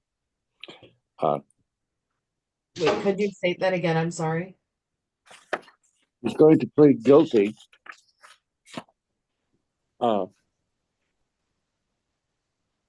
and the prosecutor, did you get a notice of the agreement, Phoebe? I did. I just couldn't hear you. I'm sorry. Oh, okay. Yeah. We're prepared to plead guilty right now. We plead guilty as charged without any additional supplements, with an agreement that he won't be charged with any of the crimes that they're aware of right now and investigating. And he'll enter his plea today. Okay, and I believe you also said, Mr. Daly, that there was an agreement that the sentence would be no more than 1 year in jail. Is that correct? It is. Okay, so Ms. McClure, is that a complete and accurate statement of the agreement? I mean, I don't know if it is, but I don't know if it's just semantics. The agreement would be to sentence within guidelines, and the guidelines right now are to jail. So I think it would be a sentence to jail, not just no more than. Ms. McClure is right. Okay. All right. I just want to make sure that's clear so we don't get to sentencing and there's an issue. Guideline sentencing, but the plea agreement indicates it's for jail only. And we still have the ability, we will argue for less time, and the prosecutor, I know, is going to argue for a year in jail. So that issue about the ultimate disposition is still up in the air, but we're ready to plead right now. That's my understanding too. I just wanted to make sure there was no misunderstanding. Yeah. Okay. All right then, Mr. Duffy, would you need to get you on camera here first, if you could. Okay, would you raise your right hand, sir? You swear or affirm to tell the truth, the whole truth, and nothing but the truth under penalty for perjury? I do. And you are Andrew Wayne Duffy? Yes. You can put your hand down, and I need you to speak a little louder. Yes, Your Honor. Mr. Duffy, you've heard the statement of your attorney and the prosecuting attorney. Is it your intention to plead guilty today to count 1, possession of child sexually abusive material? Yes, Your Honor. Do you understand that the maximum possible penalty for that offense is up to 4 years in prison and/or a $10,000 fine? Yes, Your Honor. Are you satisfied with Mr. Daly and the advice that he's given? Yes, Your Honor. Neither the prosecutor, defendant, or anyone acting on the defendant's behalf has discussed a possible sentence with the court. Is that correct, Ms. McClure? Or, I'm sorry, other than as we've discussed it here today. Is that correct, Ms. McClure? That is correct. Mr. Daly? Yes, Your Honor. Is that also your understanding, Mr. Duffy? Yes, Your Honor. If a guilty plea is accepted, there'll be no trial. That means you're giving up the rights that you would have had at trial. I'm going to explain those to you now to make sure that you understand them. You do have the right to a speedy public trial by jury. You could ask for a non-jury trial, and if the prosecutor and the court agree, you could have a non-jury trial. You have the right to be presumed innocent until proven guilty beyond a reasonable doubt. You have the right to have the prosecuting attorney prove beyond a reasonable doubt that you are guilty, and you do not have to prove anything. You have the right to be present at your trial, to have the witnesses against you appear at your trial, and to ask those witnesses questions. You have the right to have the court order any witnesses that you have for your defense to appear at your trial. You have the right to remain silent during your trial and not have that silence used against you. However, you also have the right to testify at your trial if you wanted to testify. Do you understand, Mr. Duffy, that if your plea is accepted, you may be giving up the right to appeal issues that would otherwise be appealable if you were convicted at a trial? Yes, Your Honor. Do you also understand that any appeal from the conviction and sentence pursuant to your plea will be by application for leave to appeal and not by right? Yes, Your Honor. If you are not a citizen of the United States of America, conviction of a crime can result in deportation, exclusion from admission to the United States of America, or denial of naturalization. Do you have any questions about any of those rights? No, Your Honor. Do you understand that you're giving them up? Yes, Your Honor. How do you wish to plead to the charge that on or about July 10, 2024 in Madison Township, Lenawee County, Michigan, that you did commit the offense of possession of child sexually abusive material? Guilty. You gotta speak up. Guilty, Your Honor. Has anyone made any threats or promises to you to induce you to plead guilty to that charge? No, Your Honor. Do you understand that by entering the plea to this offense, you will be required to register under the Michigan Sex Offender Registration Act? Yes, Your Honor. Do you understand that if I accept your plea, you'll be giving up any and all claims that your plea is given as a result of threats or promises that were not disclosed to the court on the record this morning, or that it was not your own choice to enter the plea? Yes, Your Honor. Is the prosecutor or defense counsel aware of any promises, threats, or inducements other than the plea bargain to induce Mr. Duffy to plead guilty today? No, Your Honor. No, Your Honor. Mr. Duffy, other than as we've discussed on the record today, has your attorney promised you any particular sentence or estimated what it would be? No, Your Honor. Is it your own choice to plead guilty today? Yes, Your Honor. Mr. Daly, do you want to cover the factual basis? Yes, Your Honor. Mr. Duffy, on July 10th of 2024, were you present in Madison Township? Yes, Your Honor. And at that time, did you have some images of children on your phone? Yes. Okay. And you know that it's illegal to have those type of images? Yes. All right. And you knowingly possess those images? Yes. Okay. I have no other questions at this time, Your Honor. Just to clarify, the images, were they of nude children? Yes. And were they sexual in nature? Yes. And you knew they were on your phone? Yes. Okay. People are satisfied, Judge. Okay. Has the court complied with MCR 6.302 B, C, and D, Ms. McClure? It has. Mr. Daly? Yes, Your Honor. All right, I will accept the plea. It's been given understandably, voluntarily, and accurately. Mr. Duffy has had full knowledge of his rights and he's had competent counsel. The court has not made any agreement regarding the possibility of a plea or sentence in this case with the prosecutor, defense attorney, defendant, or anyone acting any of them. I will refer this matter to the probation department for a pre-sentence investigation and set sentencing for January 16th at 8:15 a.m. Mr. Duffy, someone from the probation department will be in touch with you to do a pre-sentence investigation interview. When you do that interview, please be truthful about this offense and about your background. Okay. And Judge, we're requesting an in-person sentence on that day and not via Zoom, or that the defendant not appear via Zoom.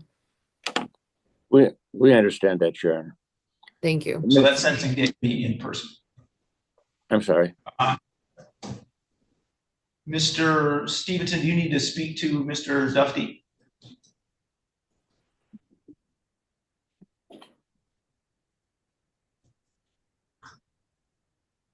Yes.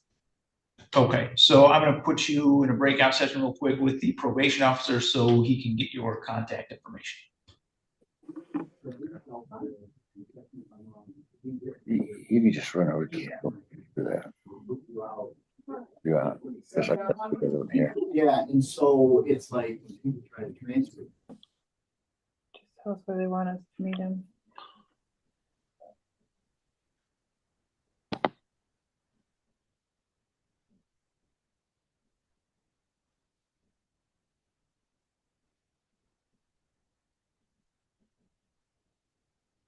Okay, Mr. Dagger Margosian.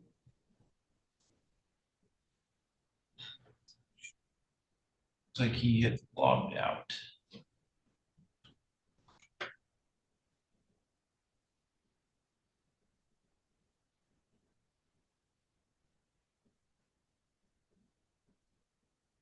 Ms. Underwood, I don't have Mr. Case here and have not all morning. Have you had any correspondence with him?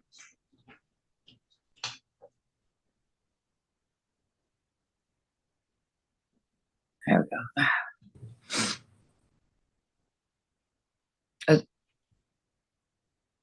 go. All right, Ms. Messer, I apologize. It looks like Ms. Underwood is logged out for a moment. We'll proceed with Mr. Case as soon as she gets back. Thank you. Okay, let's see. Mr. Daly, are you ready to proceed with Mr. Edwards? Yes, Your Honor. I'll talk to you later. Okay. All right, so this is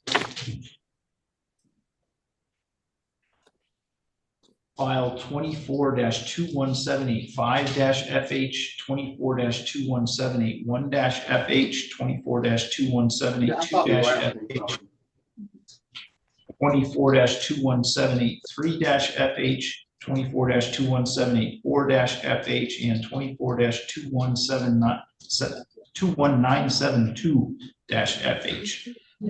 All people versus Nathan Wayne Edwards.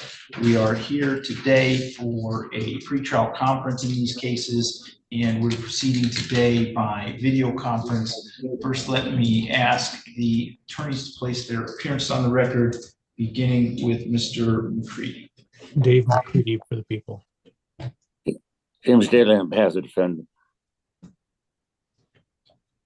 All right, and Mr. Daly, where do we stand with Mr. Edwards' cases today? Mr. Edwards wants to enter a plea today. A plea bargain has been reached. The plea offer is that if he pleads guilty to count 1, possession with intent to deliver methamphetamine, and count 6, felony firearm, there's an agreement of 24 months MDOC consecutive 51 to 240 months for a total of what would be approximately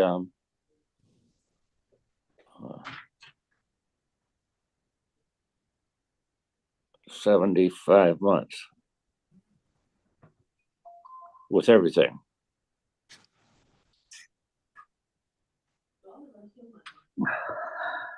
Okay, Mr. McCready, is that a complete and accurate statement of the plea agreement? He'd be pleading to those charges on file ending in 8-5. He'd also be pleading guilty to 4 counts of resisting and obstructing on the file ending in 7-2. And we've agreed that the sentence on the resisting and obstructing charges would run concurrent to the sentence on count 1 in the other file, the PWID methamphetamine. Okay, is that correct, Mr. Daly? Yes.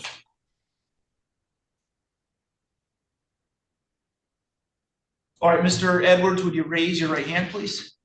Do you swear or affirm to tell the truth, the whole truth, and nothing but the truth under penalty for perjury? I do. And you are Nathan Wayne Edwards? Yes, I am.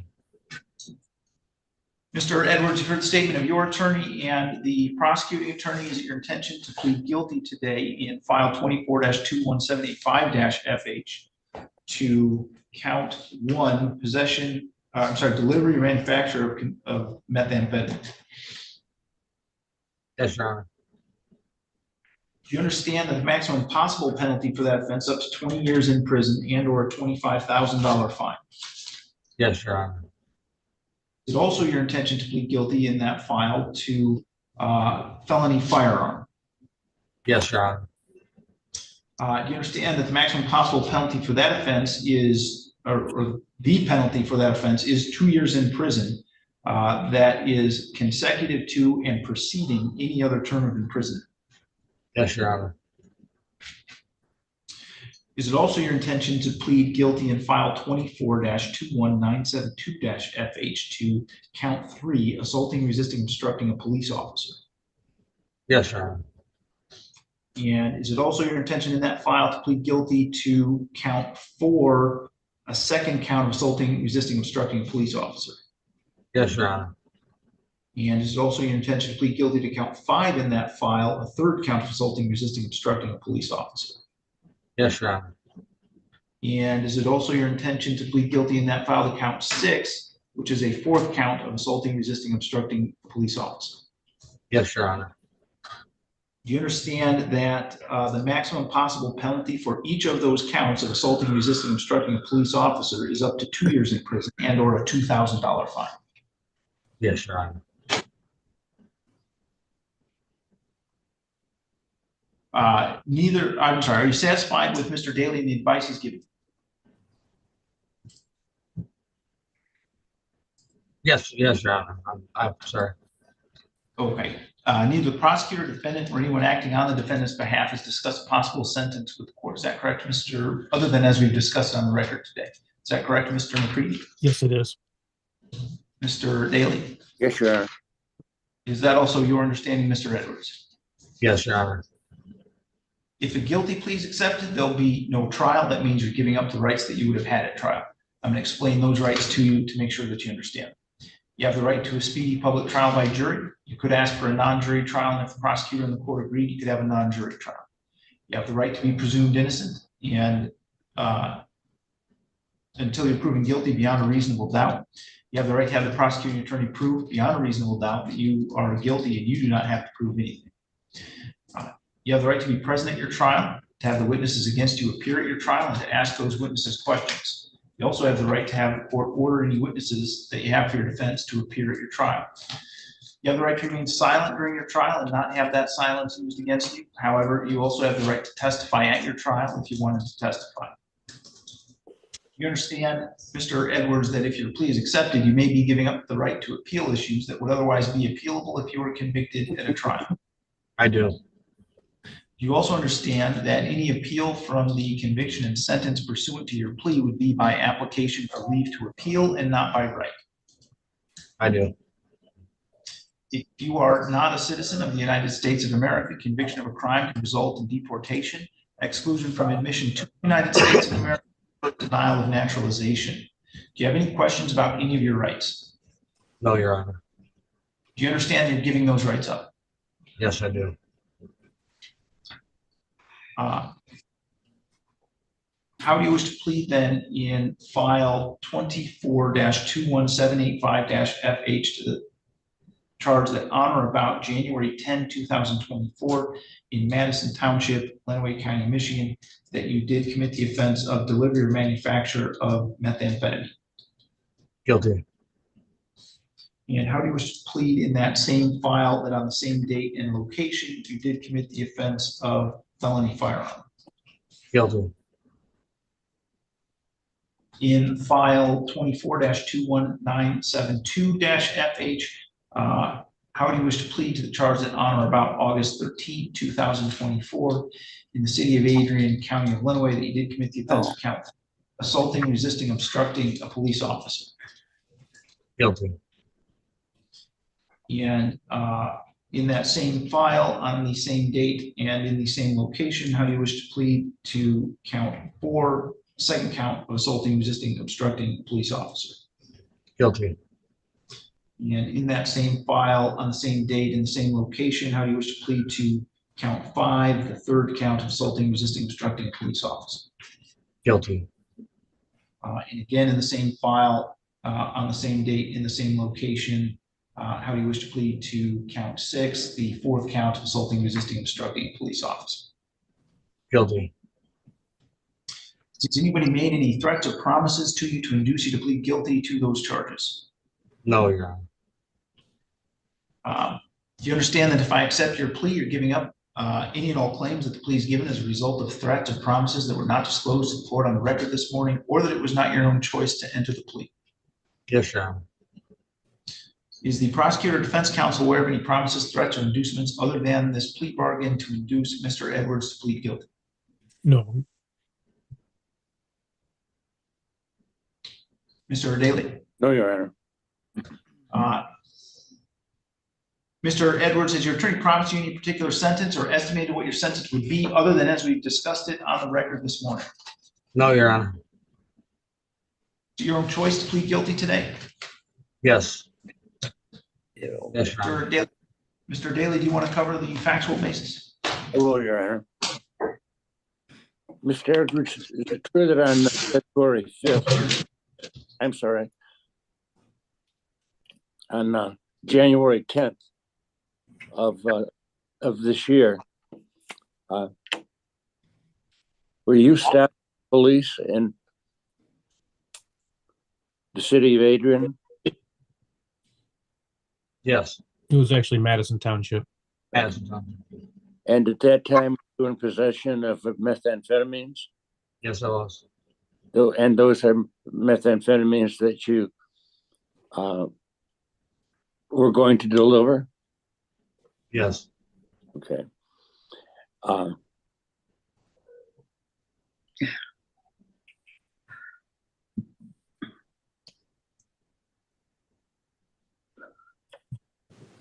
And did you have a firearm on your possession at that time? Yes, I did. Okay. And was it your firearm? Yes. Okay. And this all happened in the city of Adrian? Madison Township. Madison Township, rather. Yes, And sir. on August 11th, do you remember being apprehended by the police? I do. And when you were apprehended by the police, did you resist them? I did. And in what manner did you resist? I couldn't move my arm, so I was trying to work against them, I guess. Say. Okay. You were resisting them in the process of them trying to arrest you. Is that correct? Yes, yes. Okay. I believe I have that all covered, Your Honor. I have no other questions. Mr. McCready? If I could ask you just a couple. Mr. Go ahead. Edwards, do you know the names of the officers that you were resisting? No, Your Honor. No, sir, I do not. Would the defense stipulate that it's Officer Ty Peterson, Officer Sean Street, Officer Eric Gantert, and Officer Joshua Perez? Yes. People are satisfied. Has the court complied with MTR 6.302 B, C, and D, Mr. McCready? Yes. Mr. Daly? Yes, Your Honor. All right, I will accept the plea then. It's been given understandably, voluntarily, and accurately. Mr. Edwards has had full knowledge of his rights and he has had competent counsel. The court has not made any agreement regarding the possibility of a plea or sentence in this case with the prosecutor, defense attorney, defendant, or anyone acting in the interest of any of them, other than as we've discussed it on the record this morning. I will refer this matter to the probation department for a pre-sentence investigation, and we will set sentencing for January 19th at 8:15 a.m. Mr. Edwards, someone from the probation department is going to be in touch with you to do a pre-sentence investigation interview. When you do that interview, please be truthful about these offenses and about your background. I will. All right, you can let the officer with you then know that you are done with court for today. All right, thank you.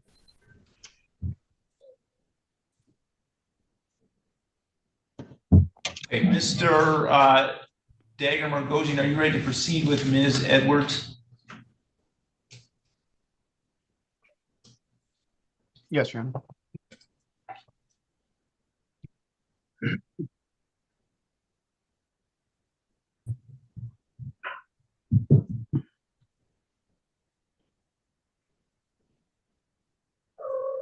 File 24-21766-FH, People versus Cateresa Pearl Edwards. We are here today for a pretrial conference in this case, and we are proceeding today by video conference. First, can I have the attorneys place their appearances on the record, beginning with Ms. McClure. B.B. McClure, map of the people. Your Honor, Michael Dagger Margosian for Miss Edwards. Right, and where do we stand with Ms. Edwards' case today? Your Honor, this case was originally scheduled for jury trial. Subsequent to that scheduling, Ms. Edwards did miss a court date. A bench warrant was issued. A contempt was issued. I'm representing her on a matter in district court that's pending right now. That is with Mr. Hartung. I'm trying to sort that case out as well. What I would ask for on this case is to, at this current time, reschedule it for final settlement conference, jury trial in the future, and then in between now and then, if I can work out a global resolution with Mr. Hartung on both of these cases, then I will let the court know.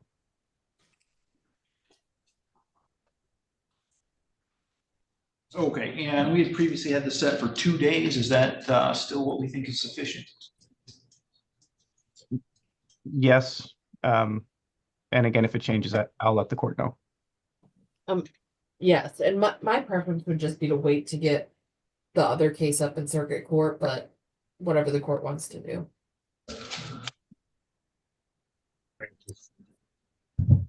I would defer to Mr. Dagger Margosian.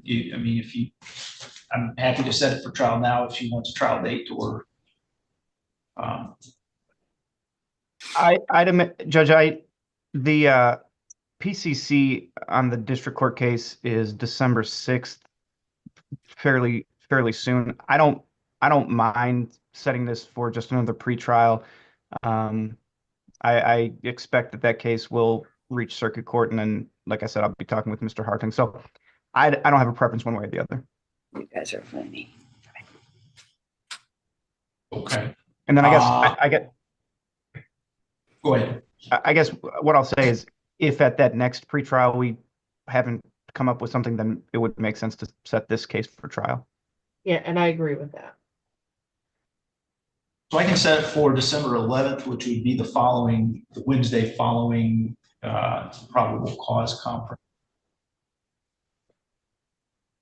I guess my only concern with that is if we do waive at that point, I don't know if the circuit court arraignment would be before then. What's the week after that, or the next pretrial after that? The 18th. If we could do that, I think that's what I would prefer.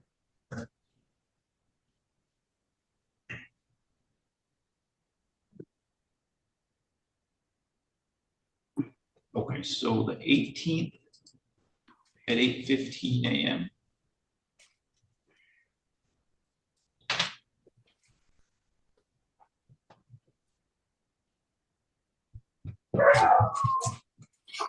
All right, and Mr. Dagger-Margosian, would you be willing to do a stip in order for the adjournment? I will. I just have one other bond request, if the court would hear me out. Go ahead. Your Honor, as I indicated, Miss Edwards was out on bond on this matter at the time of when she was arrested. If I could ask the court to actually impose a small minimal fine so that she is getting jail credit at this time, that would be my request.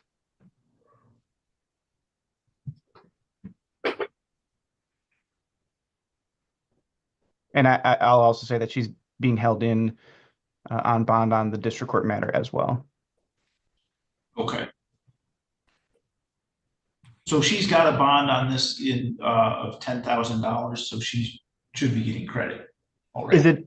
Is it bond on the contempt, or is it on the underlying case? If it's on the underlying case, that's. Yeah, I usually for credit purposes count it if it's a bond on the contempt, but yeah. Okay. So, I mean, if you want, I can do $100 bond on the underlying as well. That's sort of what I was asking, just for technical purposes. Okay. All right, so we can do that. We'll set a $100 bond on the underlying charge, just so it's clear that she would have credit for any time that she's serving right now. Thank you, Honor. Okay, anything else on this one then? No, I'll do the stip in order. Okay, thank you. Ms. Edwards, you can let the officer with you know that you're done with court for today. All right.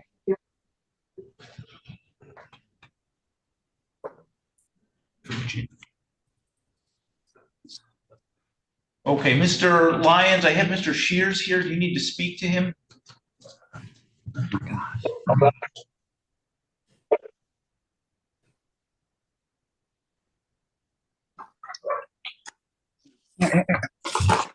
My apologies, Your Honor. I'm on a laptop I don't usually use. If I may, Your Judge.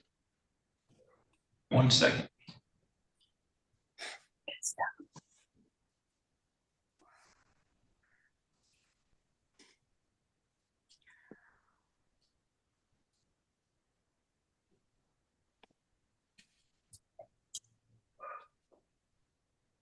Well, it's Kelly, Judge's papers. Could we have Jim Justice in, please? Thank you. Bye.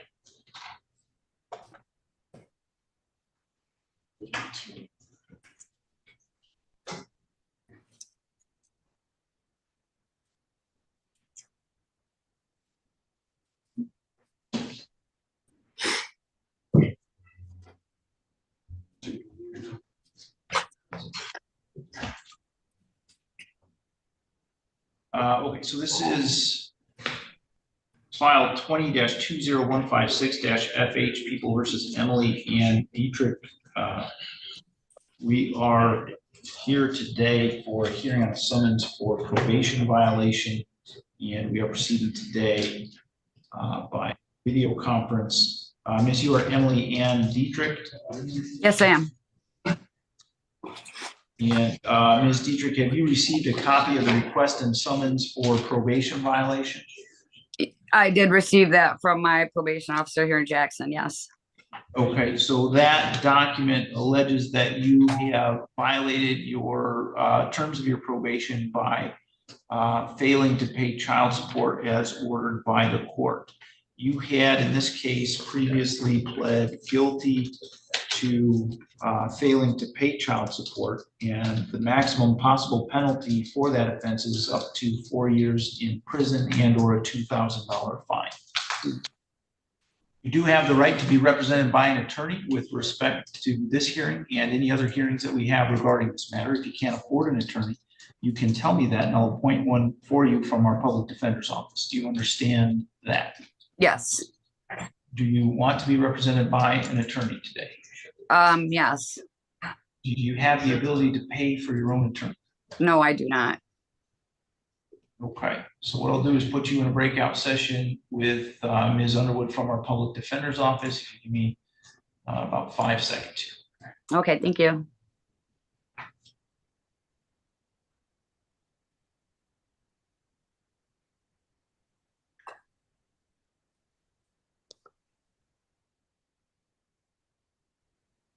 Okay, I have someone here by telephone. Last 4 digits of your phone number are 8073. Can you tell me your name? Michael Santiago. Okay, Mr. Santiago, just hold on 1 minute. I will get to your case. Okay.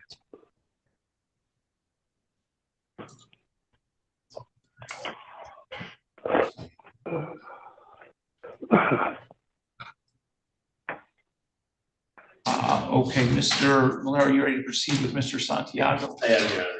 Okay.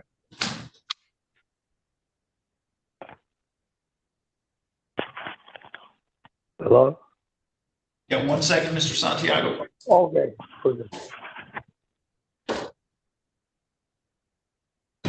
Oh, we left breakout room. Oops. I don't know what happened. No idea what happened. Okay, Ms. Dietrich, I can't have you talking. It's interfering with our record.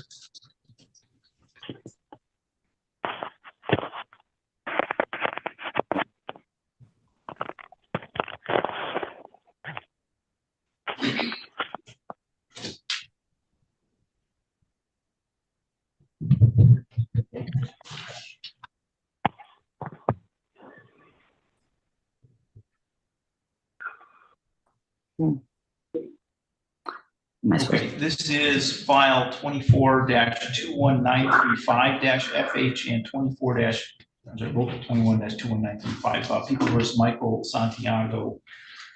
We are proceeding today by video conference. We're here for a pretrial. First, can I have the attorneys place their appearance on the record, beginning with Mr. Bayanetto? Alex Bayanetto for the people. Salvatore Malero on behalf of Michael Santiago. And Mr. Miller, where do we stand with Mr. Santiago's cases? Your Honor, I noticed in my email yesterday, there was a pretrial or a police offer. I did not have an opportunity to review it. So I'd ask to adjourn this for me to review it, talk to Mr. Santiago about it. I think we know where we're going. Mr. Bayanetto, anything to address from the people's side? No, Your Honor. Go to December 18th. Is that sufficient? That should be fine, Judge. So we'll adjourn this to December 18th at 8:15 a.m. Mr. Santiago, you need to call in on the same date. You'll use all the same Zoom information that you used today. Okay. All right. Mr. Malero, would you be willing to do that stipend work? I would be willing, Judge. Okay. Anything else we need to address with Mr. Santiago's case? Not from the defense. All right. Your Honor, thank you. Okay, thank you. Mr. Santiago, you can go ahead and hang up or log out. Okay. Thank you.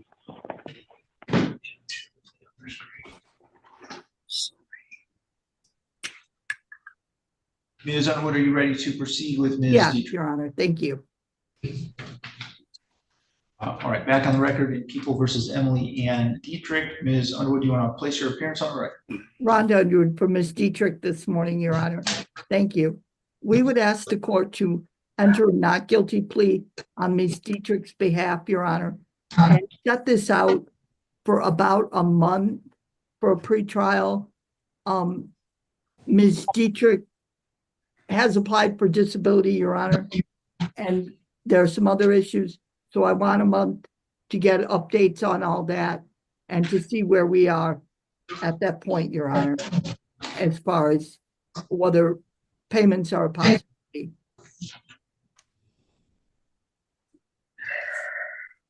All right, I will enter a not guilty plea for Ms. Dietrich. I will set this for a pretrial on January 8th at 8:15. January 8th at 8:15? Correct. Thank you. Thank you. So Ms. Dietrich, you'll need to log in on that date with all the same Zoom information that you used today. Okay. Okay. Thank you. All right, so you're all set. You go ahead and log out. Okay, thank you. Mr. Dagger Margosian, you need to speak to Ms. Justice. Yes, please, Your Honor. Okay, 1 second.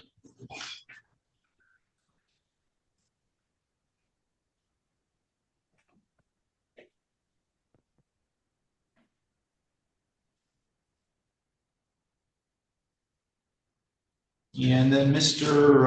Lyons, are you ready to proceed with Mr. Shears? Yes, I am, Your Honor. Okay. This is file 24-21752-FH, People versus Frederick Khalil Shears. We are here today for a probation violation hearing. We're proceeding today by video conference.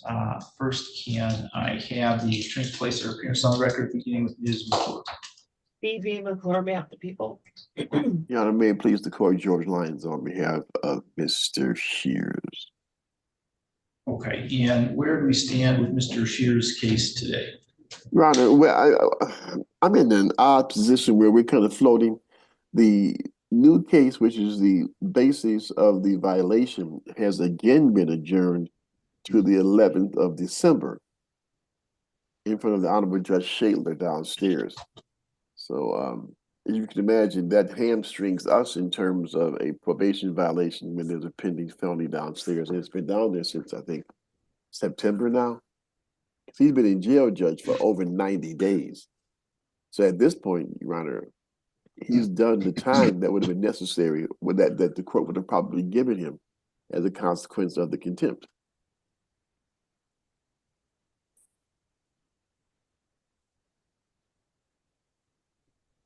And I'm not the attorney downstairs, but I anticipate I'm going to be filing my appearance down there next week. So the 11th will be a go date.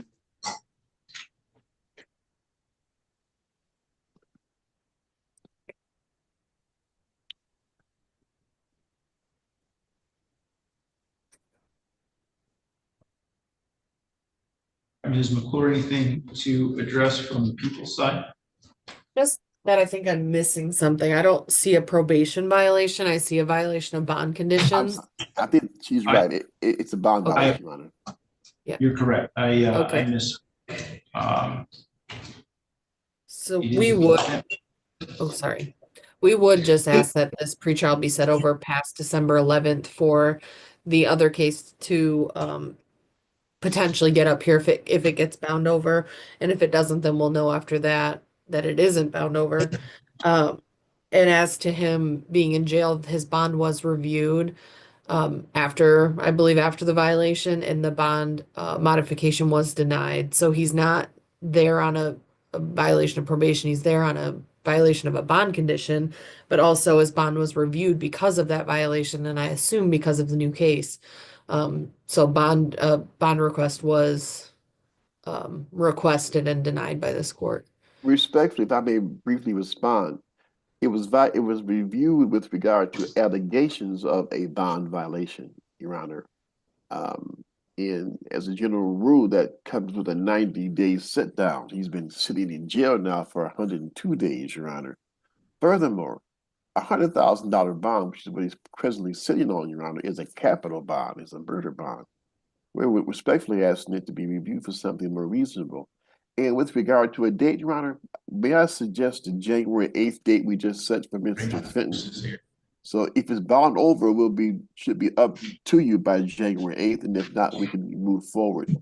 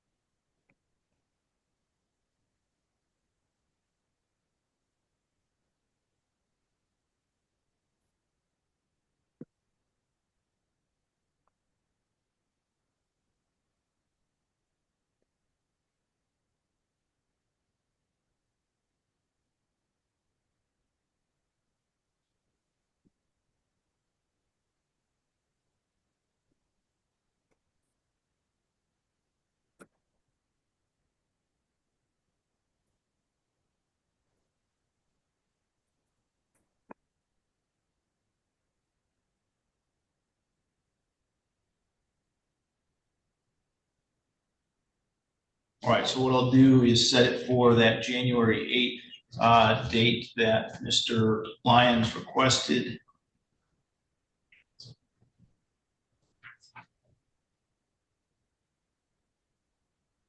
At this point, his bond is on the contempt, and he has served more than 93 days. What I would do to address that technicality is make that bond on the contempt, the new bond on the underlying charge, because I would agree that I don't think it's appropriate to continue to hold him on a contempt beyond the 93-day that would be the maximum possible sentence on the case. But I do think the bond that I set there is appropriate for the underlying charge for the reasons that the court has already expressed during its, I can't recall whether I did it on the record or in writing, but in my decision to reduce the bond that has previously been made. Thank you, Your Honor. So January 8th at 8:15, Mr. Shears, you can let the officer with you know that you're done with court for today. Excuse me, is that the same bond, or is it still 100,000? Okay. Correct. Thank you. Thank you. Have a good day. Thank you. And Your Honor, one more thing off topic, apologies. As you know, I'm usually here early. Next time I'm out of town, I'll make sure I know what time zone I'm in. Yeah, set that watch. Thank you, Judge. Okay, thank you. All right, so we can do the case matter. So this is file 24-21827-FH People versus Jeffrey Patrick case. We are here today for a pretrial conference in this matter, and we are proceeding today by video conference. First, can I have the attorneys place their appearance on the record, beginning with Ms. Messer? Your Honor, Ashley Messer, Assistant Attorney General for the people. Ron Underwood for Mr. Case this morning, Your Honor. Your Honor, I don't know where Mr. Case is. This is highly unusual.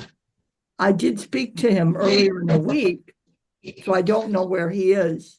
I would ask the court to perhaps consider a show cause on this matter and set it out for 2 weeks, Your Honor, or a week if the court would so do.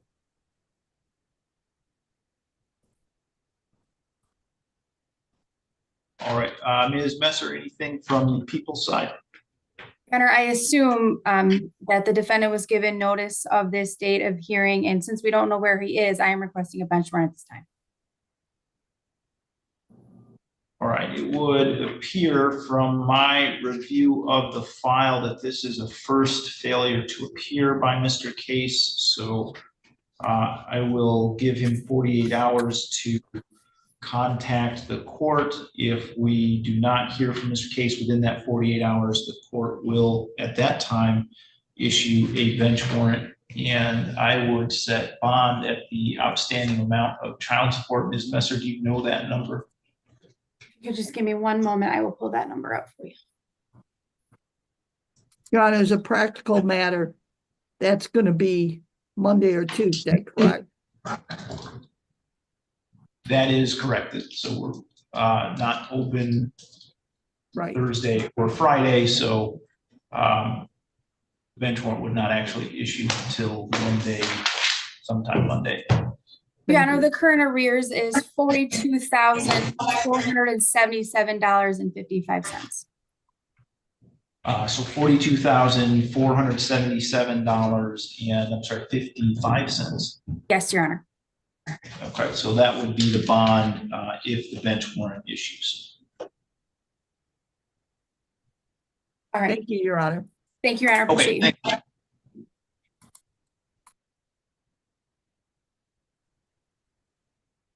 All right, and then Mr. Keir is here. Ron, Ms. Underwood, do you need to speak to him? Yes, thank you. Okay.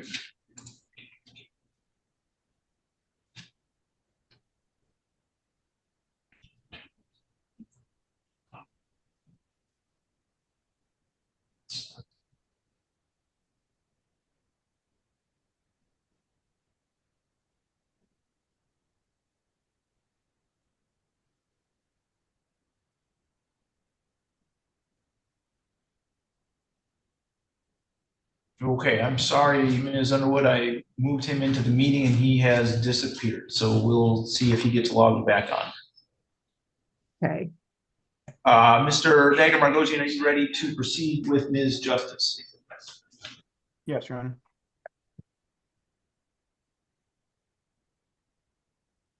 This is file 24-22058-FH, People versus Jenny Mae Justice.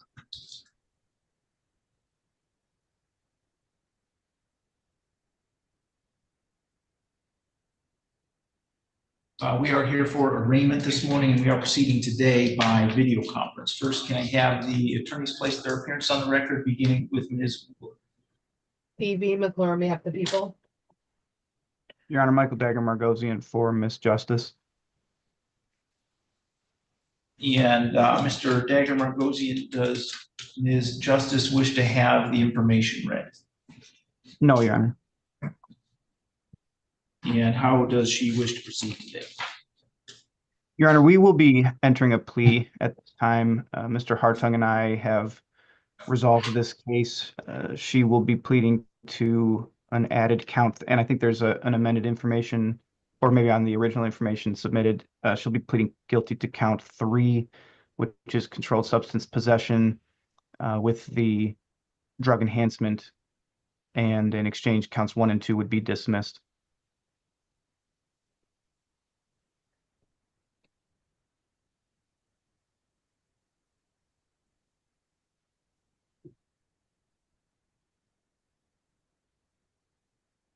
All right, Ms. McClure, is that a complete and accurate statement of the plea agreement?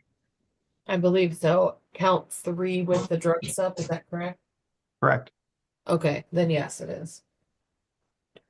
All right, Ms. Justice, would you raise your right hand, please? Do you swear or affirm to tell the truth, the whole truth, and nothing but the truth under penalty for perjury? I do.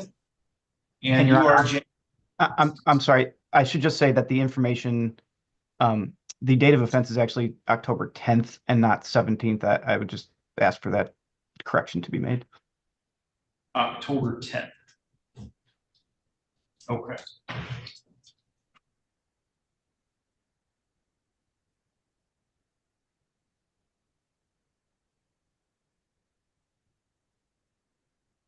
Okay, so Ms. You are Jenny May Justice, is that correct? Yes, Your Honor. Ms. Justice, you've heard the statement of your attorney and the prosecuting attorney. Is it your intention to plead guilty today to count 3, possession of cocaine less than 25 grams? Yes, Your Honor. Is it also your intention to plead to the second or subsequent offense notice? Yes, Your Honor. Do you understand that with that second or subsequent offense notice that the maximum possible penalty for the offense is up to 8 years in prison and or a $50,000 fine? Yes. Are you satisfied with Mr. Dagger-Margosian and the advice that he's given? Yes, Your Honor. Neither the prosecutor, defense attorney, defendant, or anyone acting on the defendant's behalf has discussed a possible sentence with the court. Is that correct, Ms. McClure? That is correct. Correct, Your Honor. Sir, is that also your understanding, Ms. Justice? Yes, Your Honor.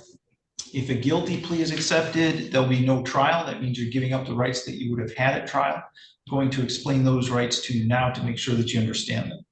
You do have the right to a speedy public trial by jury. You could ask for a non-jury trial, and if the prosecutor and the court agree, you could have a non-jury trial. You have the right to be presumed innocent until proven guilty beyond a reasonable doubt. You have the right to have the prosecuting attorney prove beyond a reasonable doubt that you are guilty, and you do not have to prove anything. You have the right to be present at your trial, to have the witnesses against you appear at your trial, and to ask those witnesses questions. You have the right to have the court order any witnesses that you have for your defense to appear at your trial. You have the right to remain silent during your trial and not have that silence used against you. However, you also have the right to testify at your trial if you wanted to testify. You understand that if your plea is accepted, you may be giving up the right to appeal issues that would otherwise be appealable if you were convicted at a trial.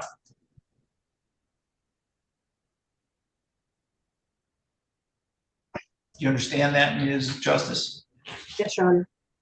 Do you also understand that any appeal from the conviction and sentence pursuant to your plea would be by application for leave to appeal and not by right? Yes, Your Honor. If you are not a citizen of the United States of America, conviction of a crime can result in deportation, exclusion from admission to the United States of America, or denial of naturalization.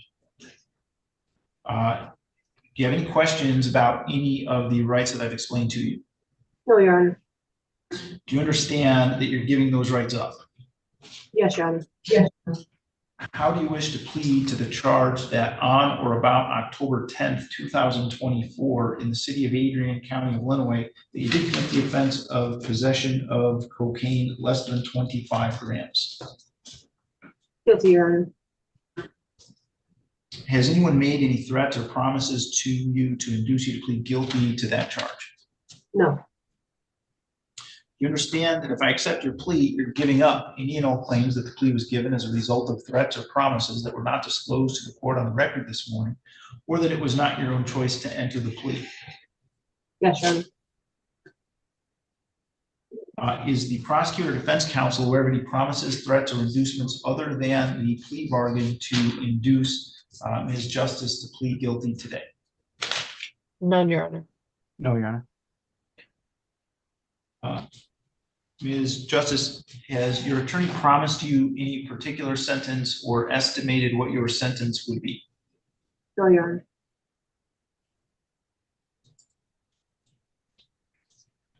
Honor. Is it your own choice to plead guilty today? Yes, Your Honor. Mr. Dagger Marguzzi, do you want to cover the factual basis? Ms. Justice, on October 10th of this year, were you in the city of Adrian, County of Lenawee, state of Michigan? Yes. And on that date, did you have in your possession controlled substance, to wit, cocaine? Yes. And was that amount less than 25 grams? Yes. And you knew that substance to be cocaine? Yes. And you had no legal right to possess that at that time? Was it, you broke up a little bit? I said correct, I'm sorry. And you acknowledge that you have a prior controlled substance offense back on April 8th of 2008. Yes. Okay, I think I'm satisfied, Your Honor. And Ms. Justice, as part of the investigation, the officers did locate narcotics near the garage or the shed of that home. And at this time, you would state on the record that those were not yours, but someone else at that home. Is that correct? Yes, they were not mine. Okay, thank you. I'm satisfied. Has the court complied with MCR 6.302 B, C, and D, Ms. McClure? It has. Mr. Dagger.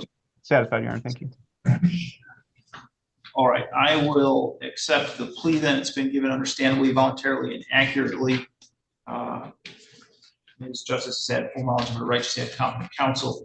The court has not made any agreement regarding the possibility of a plea or sentence in this case with the prosecutor, defense attorney, defendant, or anyone acting in the interest of any of them. I will refer this matter to the probation department for a pre-sentence investigation. And we will set sentencing for January 17th at 8:15 a.m. Your Honor, Ms. Justice has a sentencing on different matters in front of this court on December 6th, so like pretty soon, next week. I'm wondering if we could combine this sentencing. I mean, I know it's a quick turnaround, but all of the information in the PSI should be up to date. I think it would only be adding, just facts specific to this. I don't know how the court feels about that. I would defer to the probation department. They're entitled to 6 weeks to do a PSI. So if that's Mr. Stevenson. Yeah, I doubt we could get that done that early. It'll probably be a couple weeks at least before we can get that done.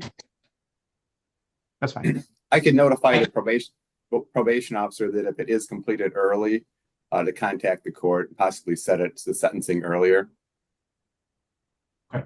I can move it all to the 17th, and then if it works out that we can move it up, we could try that if that. I think that makes sense. Okay. Yeah. All right, so we'll move the one for next week, December 6th to the 17th. If we get notified from the probation department that they have that done early and it can all be moved up, we will arrange for that. And again, that was December 17th? January 17th. January 17th. Okay. Yeah, that's fine. Okay. All right. So, Ms. Justice, someone from the probation department is going to be in touch with you to do a pre-sentence investigation interview. When you do that interview, please be truthful about the offense and about your background. Okay, so you're all set. You can let the officer with you know that you're done with court for today. All right, Mr. Kier, I'm going to send you a request to unmute, and then I'm going to put you in a breakout session with Ms. Underwood so that you can speak to her privately. All right. All right.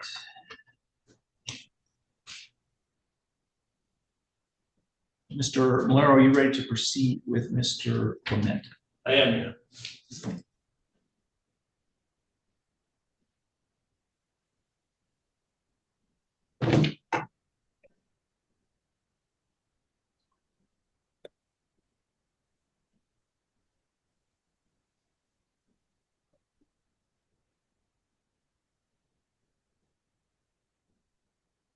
You're on the record in file 23-21541-FH, 24-21900-FH, and 24-21901-FH. People versus Robert Anthony Clement. We are here today in 23 case for a probation violation, in the 24-21900 case for a pretrial, and also for 2 contempts, and in the 24-21901 case for a pretrial and a contempt. First, let me ask the attorneys to place their appearance on the record, beginning with Ms. McCoy. E.B. McClure, on behalf of the people. Salvatore Malero on behalf of Robert Clement. All right, and Mr. Malero, where do we stand with Mr. Clement's cases today? So what I would like to do, Judge, if the prosecutor has no issue with the criminal responsibility report on 24-21901-FH, I'd like to set that for trial. If the prosecutor wants to seek a second opinion, I suppose we'd have to adjourn it. And then the others, I would ask to adjourn it as a pretrial to the trial date. The court finds Mr. Clement not guilty by reason of insanity, then I think that's probably, this would be dispositive of the remaining case. That's my request. Okay, Ms. McClure. That's fine with me, Judge. I would be okay with that. Okay, and so in terms of trial, how many days do you think we'll need? Judge, if the state's not going to object to the report of the forensic department as to criminal responsibility, this would probably take 2 hours at the most. I don't know yet what we're gonna do on it. This was Miss Wagner's case and it just got reassigned, so we just have to look in and see what we're gonna do with it.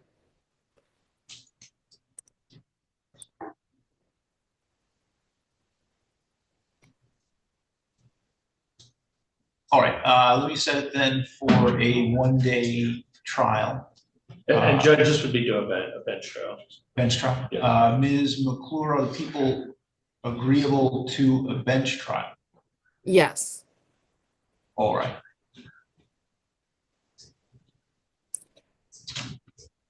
So, Ms. Clark, we'll need a 1-day trial date, please.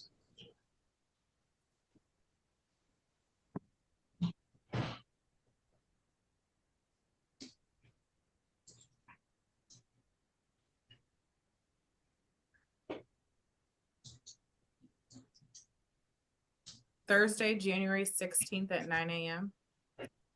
I am not available that day. Okay, Mr. Malero is not available, so we'll need a new date. In fact, I'm not available from the 9th to the 16th of January. Okay. Thursday, February 20th at 9 a.m.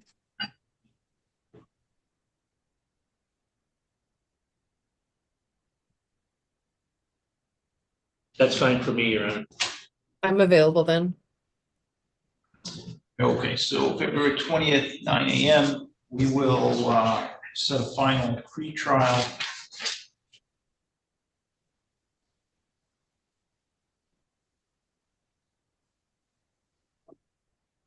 For February 12th, that works.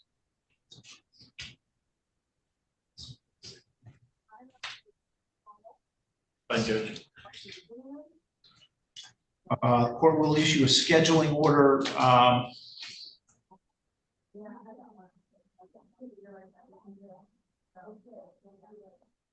If for some reason the people look this is going to go in a different direction, you're welcome to contact the court to try to get it on the docket sooner. Great. Thank you, Judge. Thank you. Okay. Thank you. Mr. Clement, you have the officer with you, know that you're done with court for today. And then Mr. Malero, I have Mr. Stubbins here. David. Was that your arraignments just?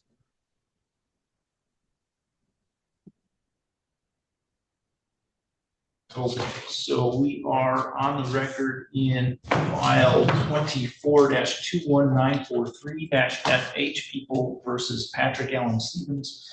We're here today for a pretrial conference in this case, and we're proceeding today by video conference. First, let me ask the attorneys to place their appearance on the record, beginning with Ms. McClure. B.B. McClure on behalf of the people. Salvatore Malero on behalf of Patrick Stevens.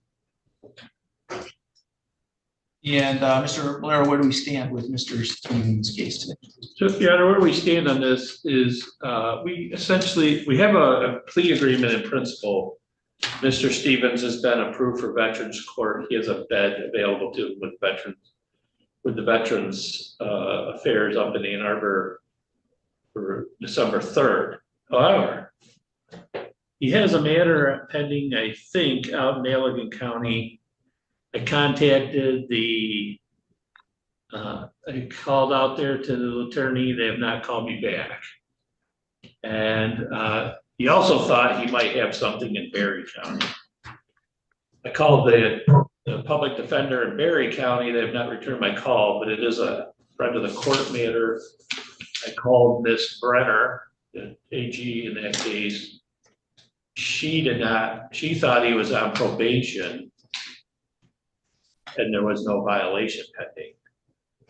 So I don't want to put a plea on and then have him have a holder somewhere else and he shipped out. So I'd like to kind of get that nailed down. I also do not want to delay his entry to veteran at the VA. So I asked to adjourn this for me to get these two other issues worked out. But I'd like to modify his bond so he can be released to go up to the VA. We'll have to figure out how to get him up there. But okay, Ms. McClure, anything to address from the people's side? We do have an offer that stands as it relates to his admission into Veterans Treatment Court. My only concern with giving him some sort of bond to go to the treatment center is that he has no ties to this community. And we really don't have any good way of keeping track of him or ensuring that he's going to return here to answer to these charges, given that he has potentially pending cases in for sure in Allegan County. And one of the reasons why we had allowed his admission into Veterans Treatment Court is because given that he was homeless, he could establish some sort of residency here with that program. So I guess I'm just not sure semantically how to go about it. I don't want to prevent him from going to treatment, but I also, without any ties to this community, how do we keep tabs on him and ensure he's going to return to complete the criminal matters in this case? and Judge, I might add, he was originally approved for Veterans Court at Allegan, so I don't really know that they would stand in the way. And then they notified us that their funding or something went awry, and so they withdrew that offer. I share Ms. McClure's concern. However, I think denying him an opportunity to get into treatment, and I'm sure he can zoom in if the court wants to adjourn this out to perhaps the 18th. We can track how he's doing up there. And if he, for some reason, messes it up, well, then he's got no one to blame it but himself.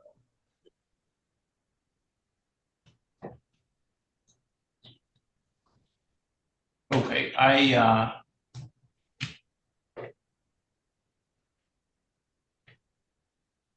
do think that at this point, Mr. Stevens has a significant incentive to comply with the treatment through the VA and continue coming to court. And so that, for me, I think satisfies the concern at this point about him continuing to appear and do what he needs to do in this case. He's being offered a significant benefit, which he would certainly lose if he does not comply with what he needs to do from here forward. So I think I'm satisfied, so I will modify his bond so that he can be released from the Lenawee County Jail to attend treatment at the Battle Creek VA Medical Center.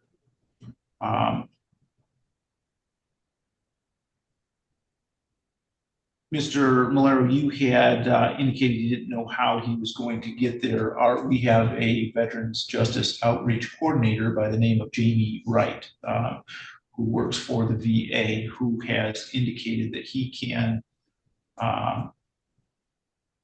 pick Mr. Stevens up on December 2nd at AM and drive him over to the VA Medical Center in Battle Creek. So I would modify the bond conditions to allow Mr. Stevens to be released to Jamie Wright on December 2nd AM to be driven to the VA Medical Center. Is that something I have to continue to arrange, or is that just, it's all set? I don't think so. My understanding is that Mr. Wright is planning to do that. Okay. All right, great. He will be here without any further coordination. Excellent. Thank you, Judge. And so we'll set I think we also, through the Veterans Court, made an inquiry, and it is possible for him to attend hearings by Zoom from the VA Treatment Center. So set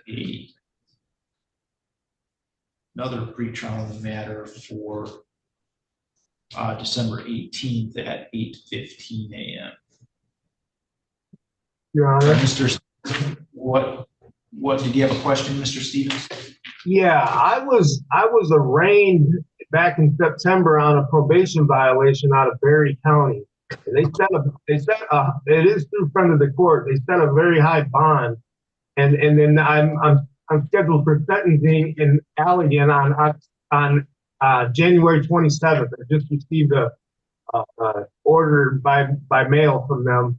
I'm not sure how that's gonna affect me getting out to go to treatment. That's my concern.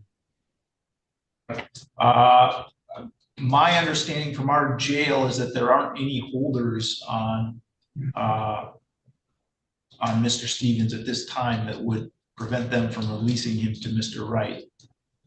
Okay. Judge, I got called in to Allegan County and to Berry County. I'm just waiting to call back. I will try to track them down. And I saw that this was coming up yesterday. I had Ms. Clark contact the jail to see if there were any holders, and they said there were none. So great. Okay. I think it's going to work out, but well, let's hope. Yeah, my concern is that when they run a lien, when they release me, that's when those holds are going to show up. I talked to the CO here, and they had said that they don't run a lien until they're released. But maybe that's different with you asking. Okay. I will try to sort through that and see if we can find out in advance, because again, it's Mr. Wright comes from out of the area, and Battle Creek is even further out of his area. So I'd like to avoid having him come down if that's not going to work out. So we'll do everything we can to make sure it's going to work before the time comes. Okay, thank you. Thank you, Your Honor. Okay.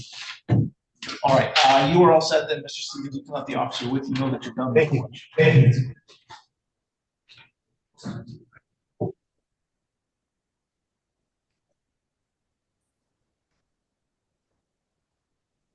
Let's see. Oh, okay. Ms. Judge, I need to do the step in order, I take it. Oh, if you would, I would appreciate it. I would gladly do it for you, Judge. Okay, so Ms. Unwood, are you ready to proceed with Mr. Keir? Your Honor, if I could just have, I spoke to Ms. Holly, so I just need a brief breakout with Mr. Keir. 1 second.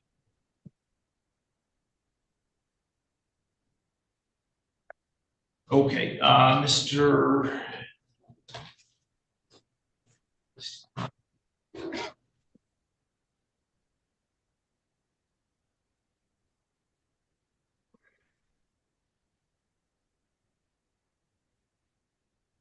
Mr. Kier, is there something asking you to join a breakout session Yeah, I already hit join. and nothing's going on? No. Let me try something else.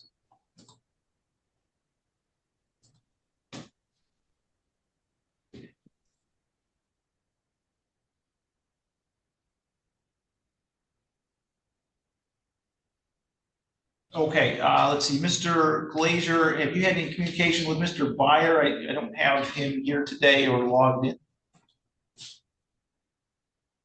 Yes, I have, Your Honor. I talked to him and he's waiting for me to call him back.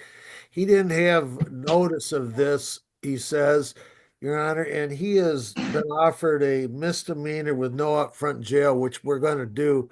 I was going to ask if we could maybe adjourn it and have him Zoom from our office next week to enter that plea.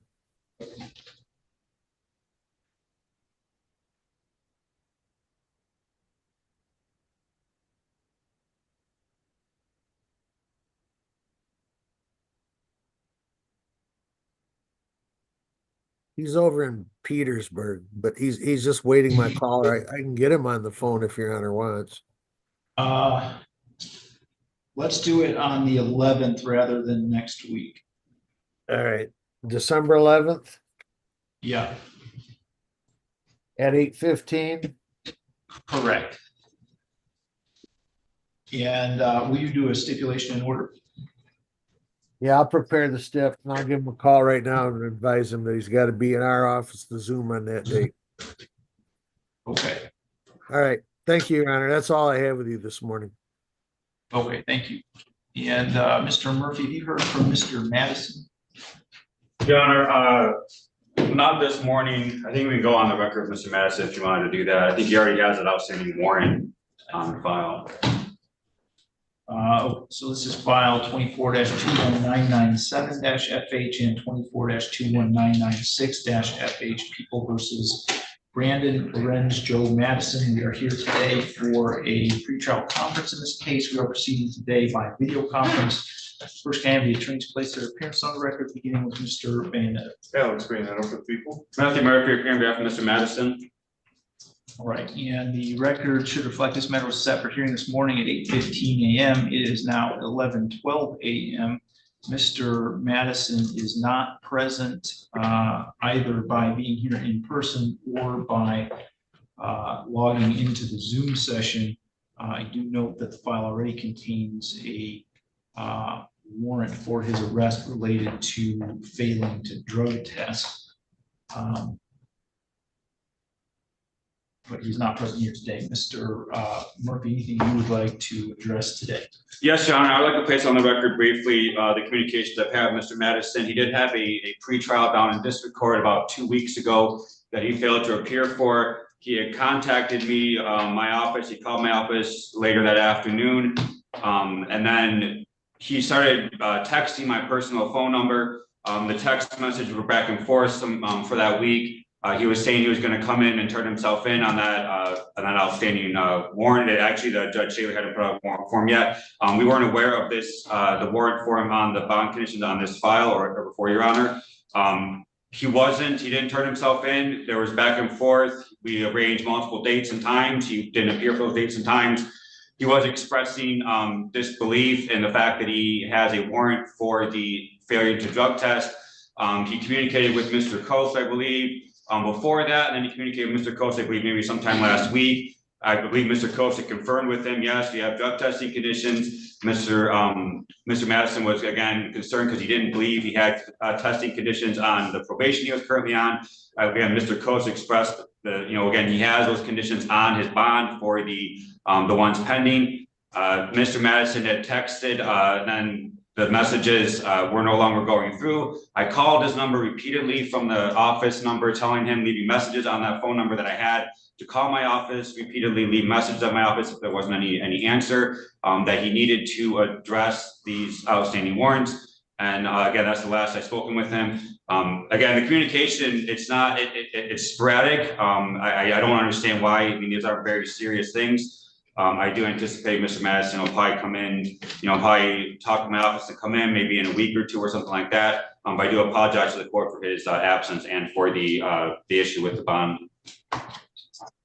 Mr. Bennett, anything that the people would like to address? Your Honor, given the fact that there are already multiple warrants out for Mr. Madison, I would request a bench warrant in these files as well. I don't believe this is Mr. Madison's first failure to appear.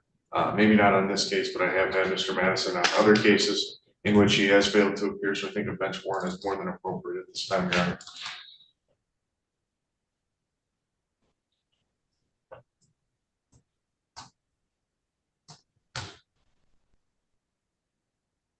Judge? Yes. He's currently on probation with us, and he has not been reporting this month. So we have a show cause set up for him, I believe, early next month.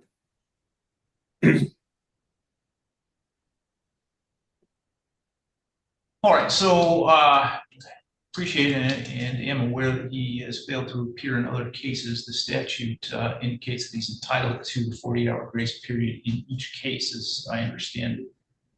Does not fail to appear in this case. So he would be entitled to the 48-hour grace period, or in these cases, would be entitled to the 48-hour grace period. So I will allow him that. If we do not hear from Mr. Madison in 48 hours, or as a practical matter by Monday, December 2nd, which is the next day the court's going to be open, the court will issue a bench warrant at that time, and I would set bond on bench warrants at $5,000 cash or surety in each file. John, I'm sorry, I just wanted to clarify, that's not including the already present bench warrant for his non-performance on the bond conditions? Correct, so these are new warrants. Thank you, Your Honor. For the failure to appear.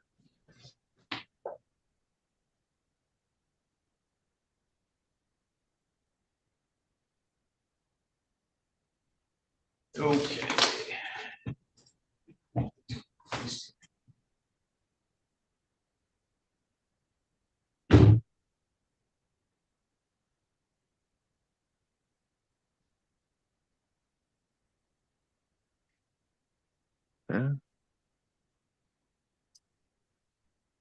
All right, we are on the record in file 20-20077, 21-20551-FH, and 21-20552-FH. People versus Timothy Allen Keir. We're here today for hearing on There's a couple more if you want them.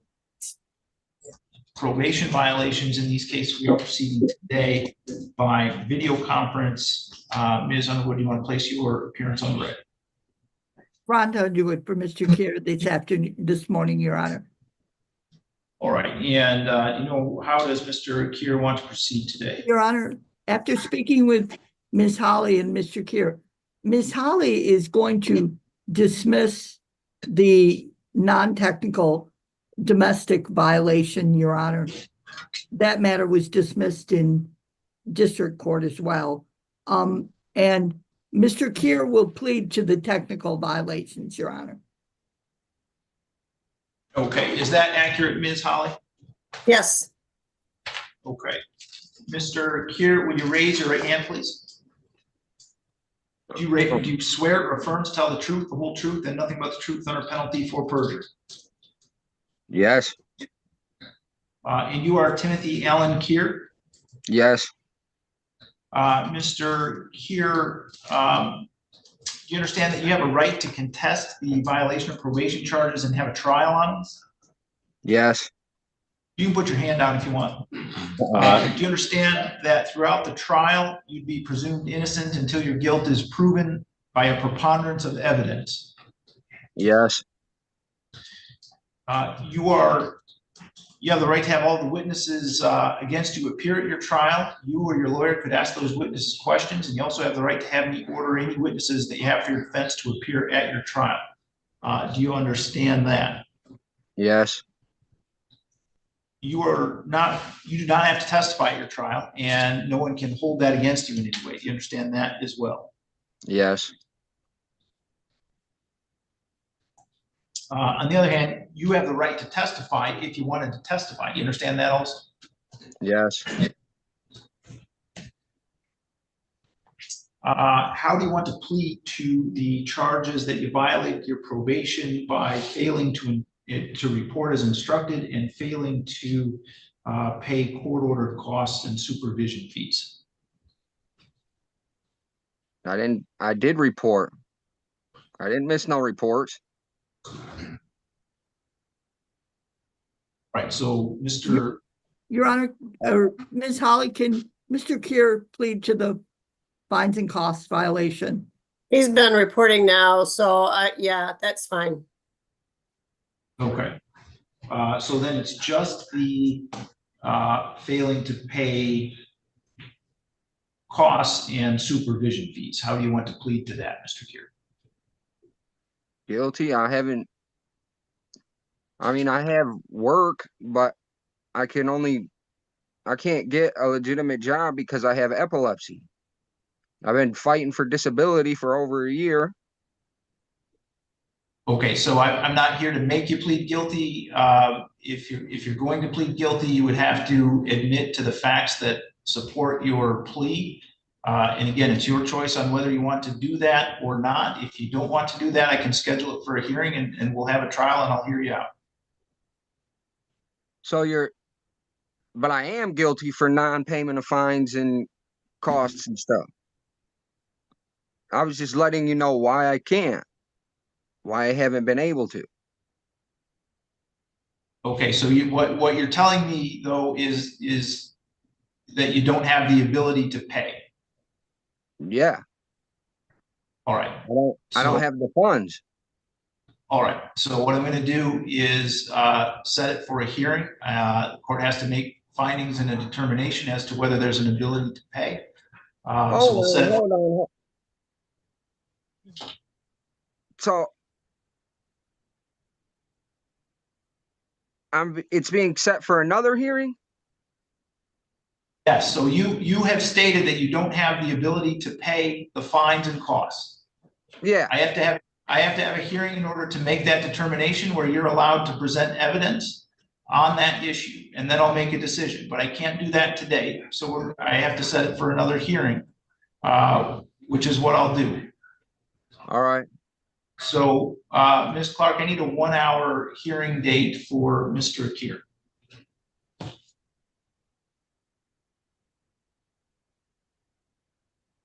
Friday, December 20th at 11 a.m.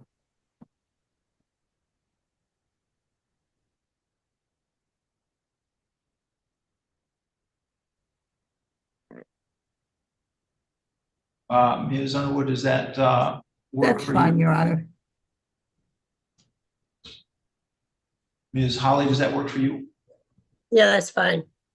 Was that 9 a.m.? 11. Oh, 11. I'm sorry, 11. All right, so Mr. Kier, December 20th at 11 a.m. and that's an evidentiary hearing, so you'll need to be here in person in the courtroom for that hearing. Okay, well, I do have one question. What is your question? I was supposed to be released from probation on October 28th. Well, you have a pending allegation of a probation violation, so that kind of stays the release of probation. Yeah, so I've just explained to you what the law is. I'm not going to argue with you about it. So December 20th, December 20th, 11 a.m. Mr. Kier, call my office and we'll talk about this, okay? All right. Thank you. All right, so Mr. Kier, you are all set for today. You need to be here on December 20th at 11 a.m. All right.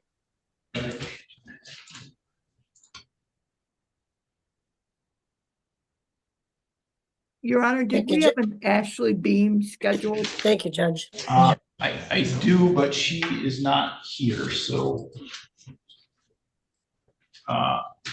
this is file 23-21399-FH People versus Ashley Nicole Beam. We are here today for a hearing on a summons order to show cause for probation violation. We are proceeding today by video conference. Courtroom is also open to public. This matter was scheduled for 8:15 a.m. this morning. Ms. Beam was ordered to appear. It is now 11:24 a.m. Ms. Beam has not appeared at any point this morning, either by coming to the courthouse in person or by logging into the Zoom session. I am therefore going to issue a bench warrant for her arrest for a failure to appear.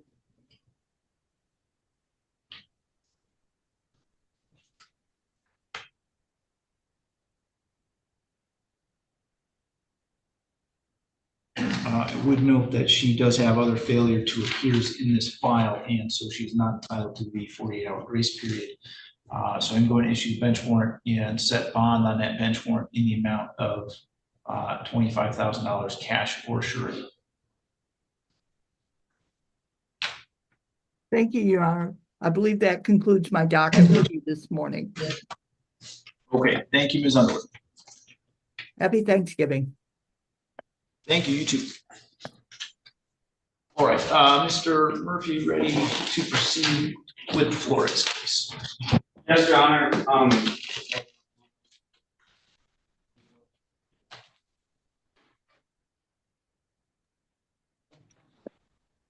Judge, is that the last thing you had on your morning docket? Yes, that's all I had. Okay, I must have missed one. Jeffrey Byer. Oh, I'm sorry. We adjourned him to December 11th. Okay, sorry about that. I don't know how I missed that. So, okay, I'm gonna go ahead and log out and I'll see you this afternoon for our PPO. Okay, thank you. Your Honor, just this motion was filed on both Mr. and Mrs. Flores' cases. I represent Mr. Flores. Ms. Hennigan represents Mrs. Flores. I don't see Ms. Hennigan here. I don't know if she was, oh, she's there on Zoom. I didn't know, I was intending to argue first, and then if Ms. Hennigan wanted to, supplement after that, if she's okay with that, that was my intention. Is that okay, Ms. Hennigan, for me to argue first? Absolutely fine with me. All right, so this, we are on the record in two files, file 24-21845-FH and 24-21886-FH. People versus Raymond Flores in the 845 matter and People versus Emily Flores in the 886 matter. We're here today for a hearing on a motion to quash the information and dismiss.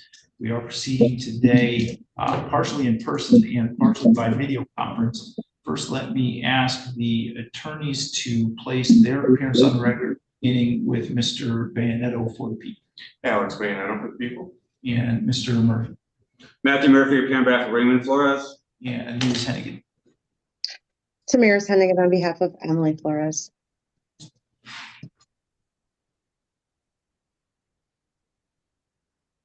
All right, Mr. Murphy, if you'd like to proceed with oral argument, you can do that now. Yes, Your Honor. There wasn't much I was going to add. Your Honor has the briefing that we filed on this matter. I just wanted to express again, reiterate that as the courts have expressed in their opinions in the cases that I cited in our brief, the burden is on the people in this matter to show that the police acted in accordance with procedures to avoid the, I guess you would say arbitrary impoundment of vehicles. And that was clear from the case that we had cited. Now, in this matter, we provided the court with body cam footage. I do apologize to the court for the length of that body cam footage. I had contemplated and was going to submit just the brief portion, the first 5 minutes or so. But ultimately, we decided to submit the entirety of the body cam footage to the court. As you can see in the body cam footage, it's pretty clear. We believe in the body cam footage that the officer in this matter, they weren't acting in accordance with any cited procedures. The officer, as Your Honor could see from the body cam footage, he was allowing Mr. and Mrs. Flores to try to take the vehicle away, allowing to get a person to come. He actually had expressed that make sure the person that comes is a valid licensed driver. And that, as Your Honor, as we point out in the brief, as you can see in the body cam, that's what ultimately started the exchange that we said that it led to the arbitrary impoundment of the vehicle. The officer got upset with the reaction that Mr. Flores was, again, Mr. Flores was intoxicated. That was understandable. or that was admitted to. So it should have been understandable that he was acting, again, not very rational. Mr. Flores had insulted the officer. That led the officer to then say, okay, well, now here's what's happening. We're going to impound the vehicle. Again, the fact that people may later on try to come up with some explanation for why the officer could do what he did, that's not the lodestar. That's not the guiding post, Your Honor. The guiding post is what the officer did at that time, what his intentions were at the time. And that's why, again, the case that we cited, they were showing how volatile this situation is. As they said, a person has a right to defend themselves against illegal police action, and that's about the action of the police at the time that it occurs, not later on, not at a hearing a month or 2 months or 6 months or a year later. It's a reaction to what's occurring at the time. And that's why the body cam footage is important in this matter, because the body cam footage showed the court what the officer was doing at the time and all the actions that occurred after that. And again, we also want to point out that the policy that was cited by the prosecutor in this matter, that's not the end of everything, Your Honor. There is, obviously, there's a case, there's a statute involving this, MCL 257.25D. That is the state statute that involves towing of a vehicle. Now, the policy that the prosecutor had cited here, it ultimately says that the police, I mean, it's the Adrian City Police Department's policy, and I have concern about the section because it ultimately says that it's at the discretion of the police department. And I don't think that's important with the statute, Your Honor. That's exactly against what they're trying to prevent here. That the statute says that you can't have it just where they decide to use their discretion. They have to follow per the procedures. And again, we cite here, we cited the case that show that, again, the reaction, as we're arguing, Mr. and Mrs. Flores' actions were trying to defend themselves against the illegal towing of the vehicle. And I go on to further to Mr. Flores' case. After his interaction, as you can see from the body cam footage, the police tried to say, well, now you have to leave, now you're being disorderly. And again, as we tried to express, he was doing exactly what the police were trying to tell him to do, which is he went off on the sidewalk. And then they say, well, now you're being disorderly by being intoxicated, which they knew he was intoxicated, and being intoxicated, being on the sidewalk and acting the way you're acting. Again, he was objecting to the police. I phrased it in my brief as verbal resistance. He wasn't punching, he wasn't fighting, he wasn't physically at that point, but he was saying things to stop the police from doing what they were doing. Also, I want to point out that once that moved onto the sidewalk, again, freedom of speech, as he expressed in the video, he believed he was protected by freedom of speech to express his disapproval of what the police were doing, and again, trying to stop them from illegally towing the vehicle. Now, again, the situation isn't ideal. Mr. and Mrs. Flores were intoxicated. That's again why we fall back on what the case have cited, where this is involving the person's reaction to the police at the time. And again, with them being intoxicated and the police officers not being intoxicated, there should have been some sort of de-escalation on the part of the officer, as opposed to oh, I don't like what you're saying, let's tow the vehicle. That's why these things occur. That's why the police are trained in the matter, and they're supposed to follow the procedures. If they follow the proper procedure in this matter, again, according to the statute, I'll read this. Does the court want to provide a copy of it, or does the court need the statute that I'm referring to here? I can look it up. According to the statute, Your Honor, it says that if you go to 257, again, 252D2, it says, unless the vehicle is ordered to be towed under subsection 1A, D, E, or K of this statute. So let's refer to section 1A. 1A is that if the vehicle is in such a condition that the continued operation of the vehicle upon the highway would not constitute immediate hazard. That's not the case here. Let's go to section D. If there's a reasonable belief the vehicle or any part of the vehicle is stolen. I don't believe that was asserted here. Go down to section E. Section E is if the vehicle must be seized to preserve evidence. That wasn't asserted here. And section K says if the vehicle has been involved in a traffic accident. That's not the situation here. So again, the section says that unless it was one of those four, that when the owner of the vehicle becomes present, the keys must be turned over to the owner. That the vehicle must be, the towing must stop. That if it's actually on the tow truck, it must be taken off the truck, and the person must be allowed to pay it out. That's what the section says. So from my understanding, the prosecution is trying to assert that it was being towed per the Adrian City Police policy. Again, from my understanding, that policy wouldn't dictate that they wouldn't have to follow this statute that says that once the owner, granted that Ms. Flores couldn't drive, but she had a person come, and you could see on the body cam, they came within a few minutes. And that was expressed to the officers at the time, that they was gonna be there immediately in a few minutes, and they were there, which actually the people had cited that's causing the bigger issue. 5 people arrived to take the vehicle away. According to the statute, what we're saying is that at that point, anything further, before that, okay, but at that point, it should have been turned over to Ms. Flores to then be turned over to them to drive away from that property, Your Honor. So again, I went longer than I expected to. I do apologize for that, but we do believe that if you get looking at the case law that we cited in our brief, looking at the body cam footage, and again, remembering the burden's on the people, that the police have to follow proper procedures here to the T as much as possible to avoid arbitrary and discriminatory behavior on their part. And again, they should not be allowed to just decide it's in our discretion to tow a vehicle out. So with that, Your Honor, we would ask the court to grant the motion to quash. We would ask the court to dismiss the case based upon that. We would also ask the court in the alternative that if there was further necessity for it, in lieu of not completely dismissing our motion, to perhaps grant a remand on a district court for a examination. I guess if that was another option the court considered doing. Of course, I believe based upon the body cam footage provided that there will be no further evidence presented at the examination that would further help the situation or further explain or have any other further facts. So I would ask the court again to grant the motion to dismiss. Thank you, Your Honor. Did the defense waive the prelim? Yes, we did, Your Honor. We waived the prelim, but things didn't go the way we were expecting. Ms. Hennigan. Thank you, Your Honor. Just very briefly, I would concur with everything that co-counsel has stated here this morning, and I would just add that with specific regard to my client, Emily Flores. Emily Flores is the actual owner of the vehicle, and she was not engaging in any inappropriate activity with the police. She was trying to make positive decisions that night. She had a sober person driving the vehicle, even though she and her husband had been drinking. The vehicle was pulled over and the driver cooperated in going into custody. And Ms. Flores asked the officers if someone could come and get the vehicle. She immediately got on the phone with her children, that were licensed drivers, and asked them to come to where they were to pick up the vehicle. And the children did just that. They got en route to come there. It was during that time that Mr. Flores had altercation with the officer, verbal altercations with the officer that has been described to you here today.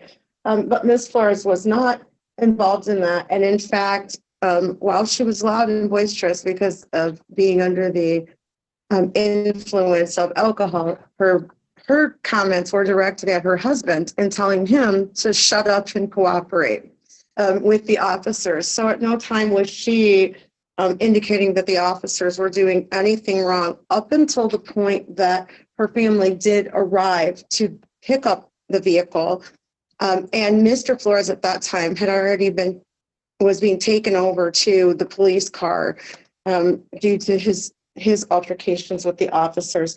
At that time is the only time that Ms. Flores got in the way of the officers, and her only concern was that she did not want her car to be towed. She was indicating to the officers that they could not tow her car because she had someone there to pick it up, and that they had told her someone could come and pick it up.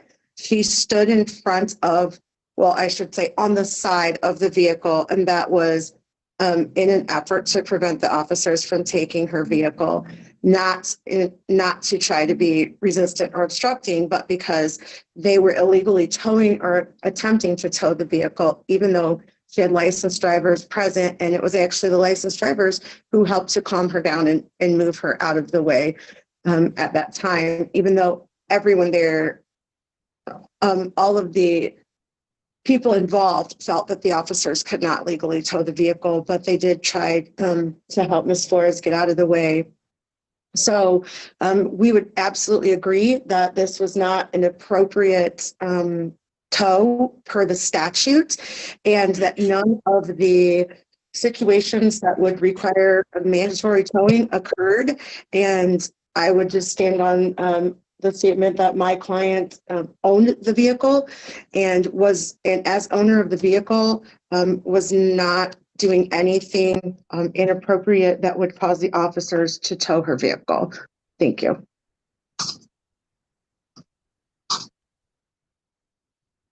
give me just 1 second. Yeah, sure. Need a second to get set up anyway.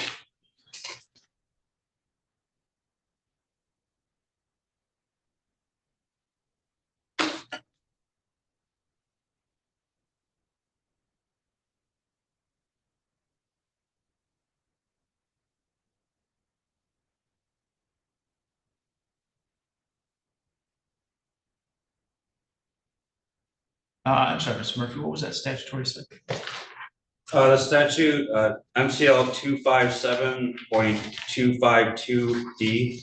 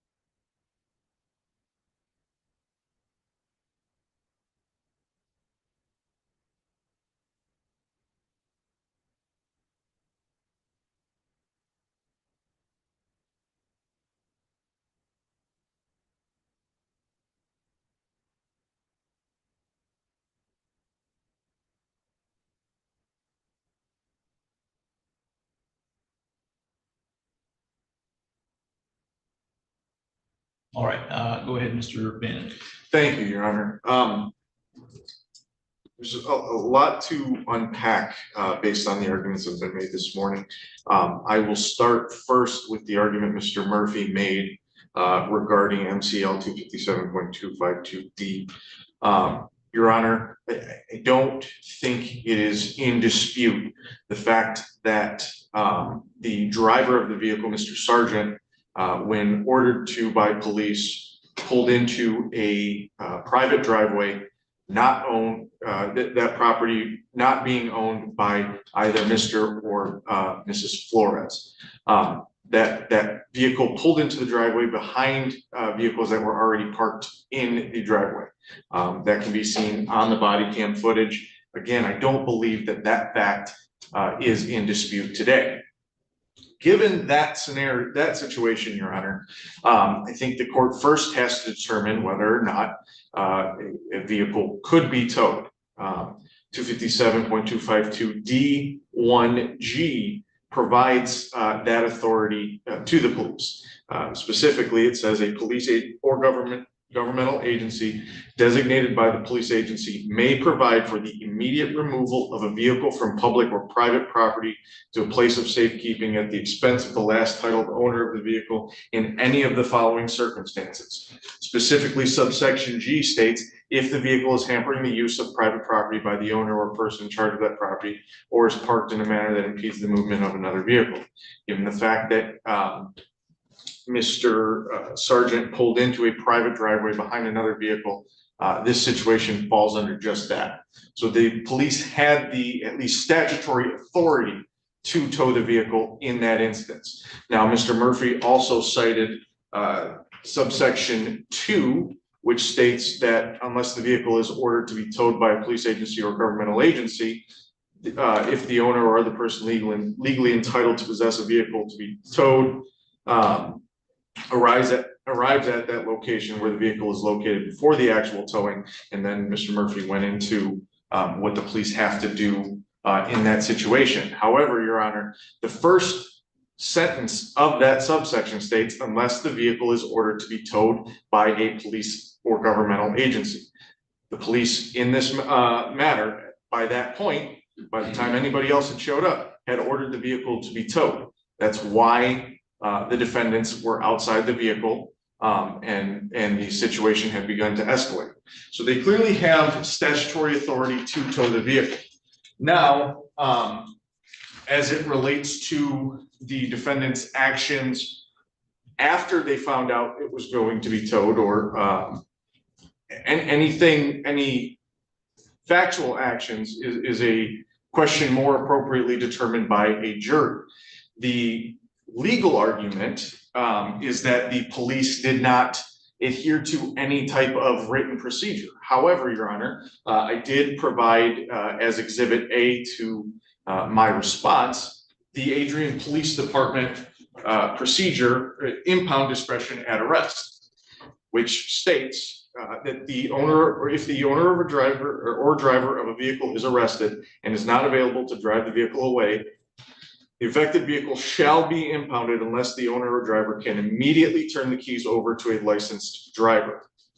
Now, Your Honor, again, I don't think the fact that that Officer Allen with the Adrian Police Department originally stated that they could get a driver there quickly, and then later rescinded that is at issue today. We would stipulate to that. The defense has argued that throughout the pendency of this case. However, Your Honor, the case that the defense relies on, People versus Toohey, specifically states that courts need not second guess a police officer's exercise of professional judgment regarding impoundment of an automobile when the judgment is exercised in accordance with otherwise reasonable police department regulations. Your Honor, the court has further clarified that and stated that courts should not, absent bad faith, render unconstitutional the decision to impound. There's no bad faith that can be shown in this case. So this court should not find that the impoundment of the vehicle was unconstitutional.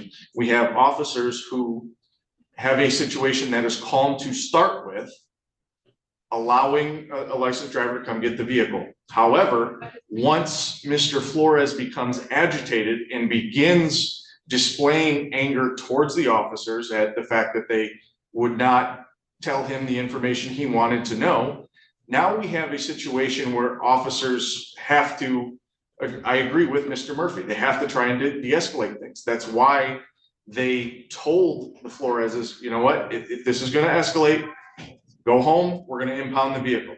They allowed Mr. Flores and Miss Flores to get out of the vehicle. They told them several times to go home. That's shown repeatedly in the body camera footage.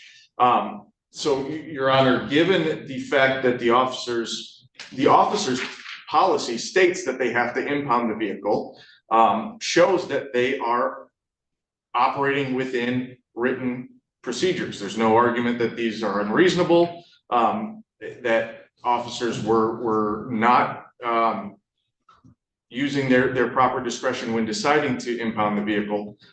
So I think based on the cases that the defense cites, this impoundment was constitutional. Just finally, Your Honor, I won't belabor these points anymore. Mr. Murphy also cited free speech arguments in his argument before the court. There's not been any law that's been cited up to this point that would provide the speech that Mr. Flores was using to be protected. I would ask that if the court does want to explore that First Amendment potential issue, that be briefed before the court making a decision on that. But anything as it relates to whether or not Mr. Flores was disorderly is a question of fact for the jury. So just in summation, Your Honor, the statute cited by the defense clearly provides the Adrian Police Department the ability and the legal authority to tow the vehicle. their department policy and procedure is that unless there's somebody there immediately, they have to tow the vehicle. So that's what they were acting in accordance with. So Your Honor, I would ask that the court deny the defense's motion in its entirety. Thank you. So Mr. Bayanetto, can I ask you, when the initial statement was made that they would wait to allow someone else to come and take the car away, would that be in compliance or not in compliance with the city's policy about impounding vehicles? The police officers do have discretion to allow that.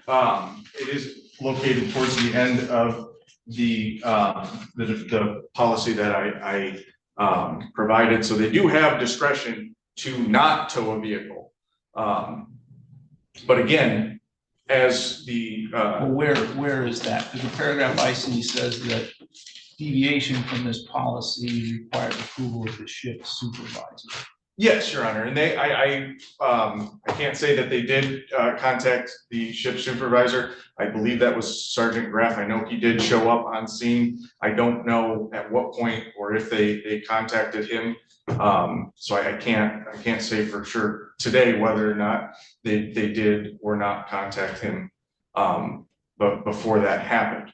At what point, I don't recall, at what point did Officer Graff show up? So if the court watched the whole body cam, so I guess I should say, I'm sorry to interrupt, but I should say that I watched up until the point where the other people that came started walking away, and it looked like, to me at least, the relevant portion of the interactions were completed. I would agree with that. I don't know exactly when Sergeant Graff showed up. I do know it was, I believe they ended up putting Mr. Flores in Sergeant Graff's car. So I think it was right after the situation with Mr. Flores happened and as they were trying to get him in the vehicle. I can go back and look again. I'm not trying to. From my recollection, I believe that's when. I'm not trying to hold anybody to anything. I just thought if someone absolutely knew. So, okay, Mr. Murphy, you care for any rebuttal? Yes, if I could. I'll try to be brief, but I always lie when I say that.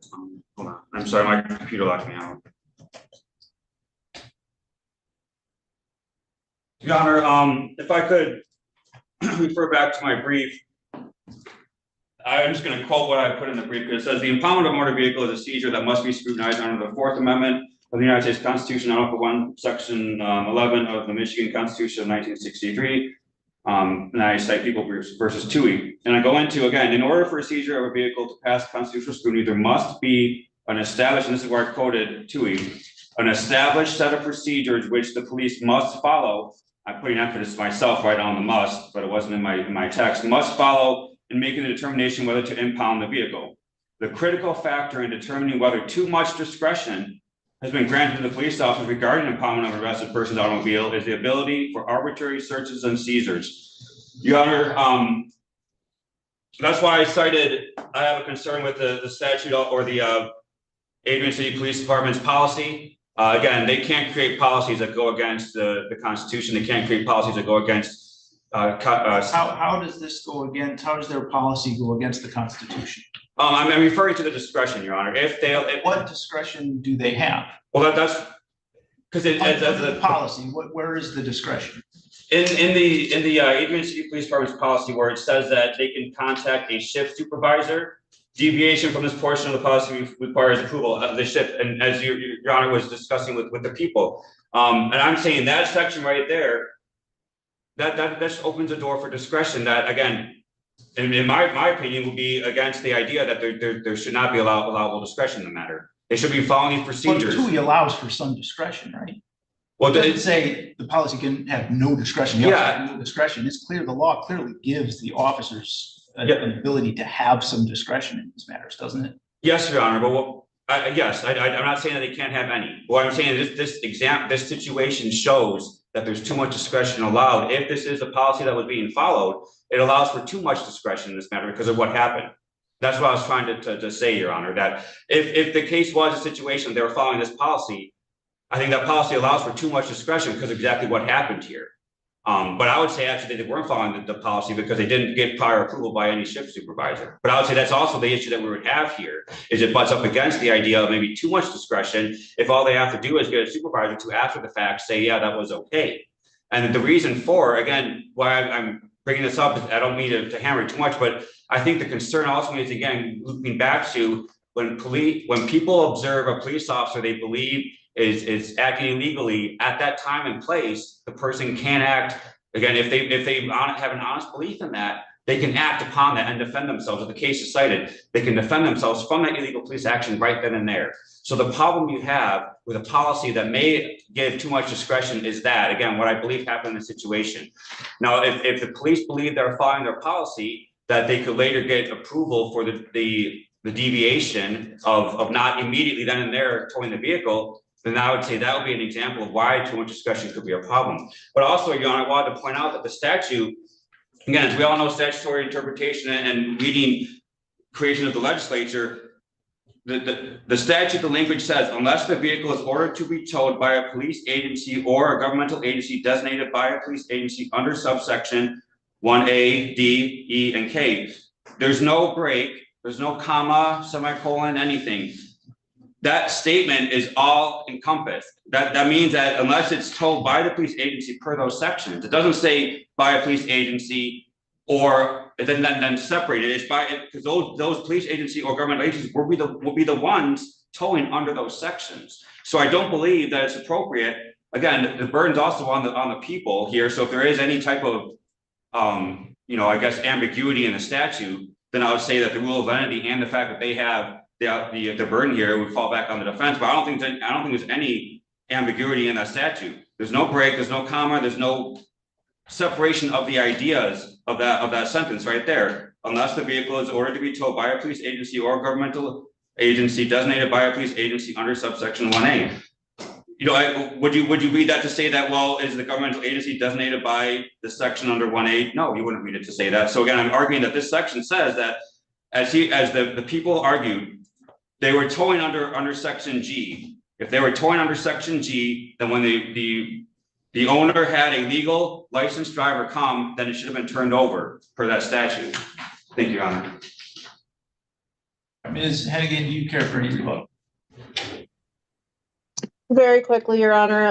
Mr. Bannetto cited subsection G that the vehicle was hampering the use of private property. I just wanted to point out that this was late at night. The property owners were not even involved in this incident, and neither were they trying to move their vehicles at that time.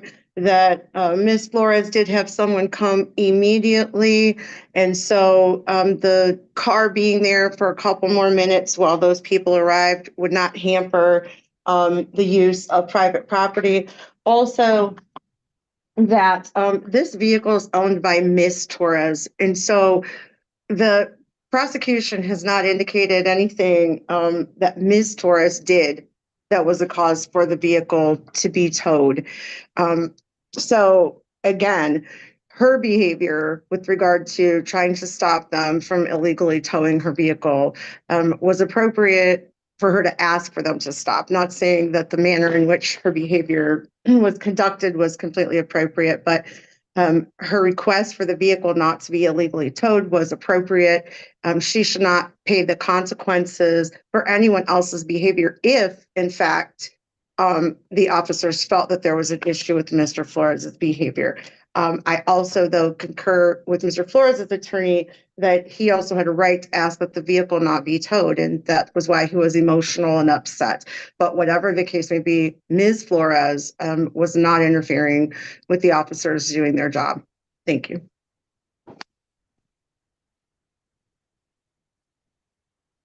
All right, so oral argument today has raised the issue of how MCL 257.25D interacts with the case law, and that was not briefed, so I wasn't particularly prepared to address those issues. I don't think I'm comfortable doing that now off the cuff.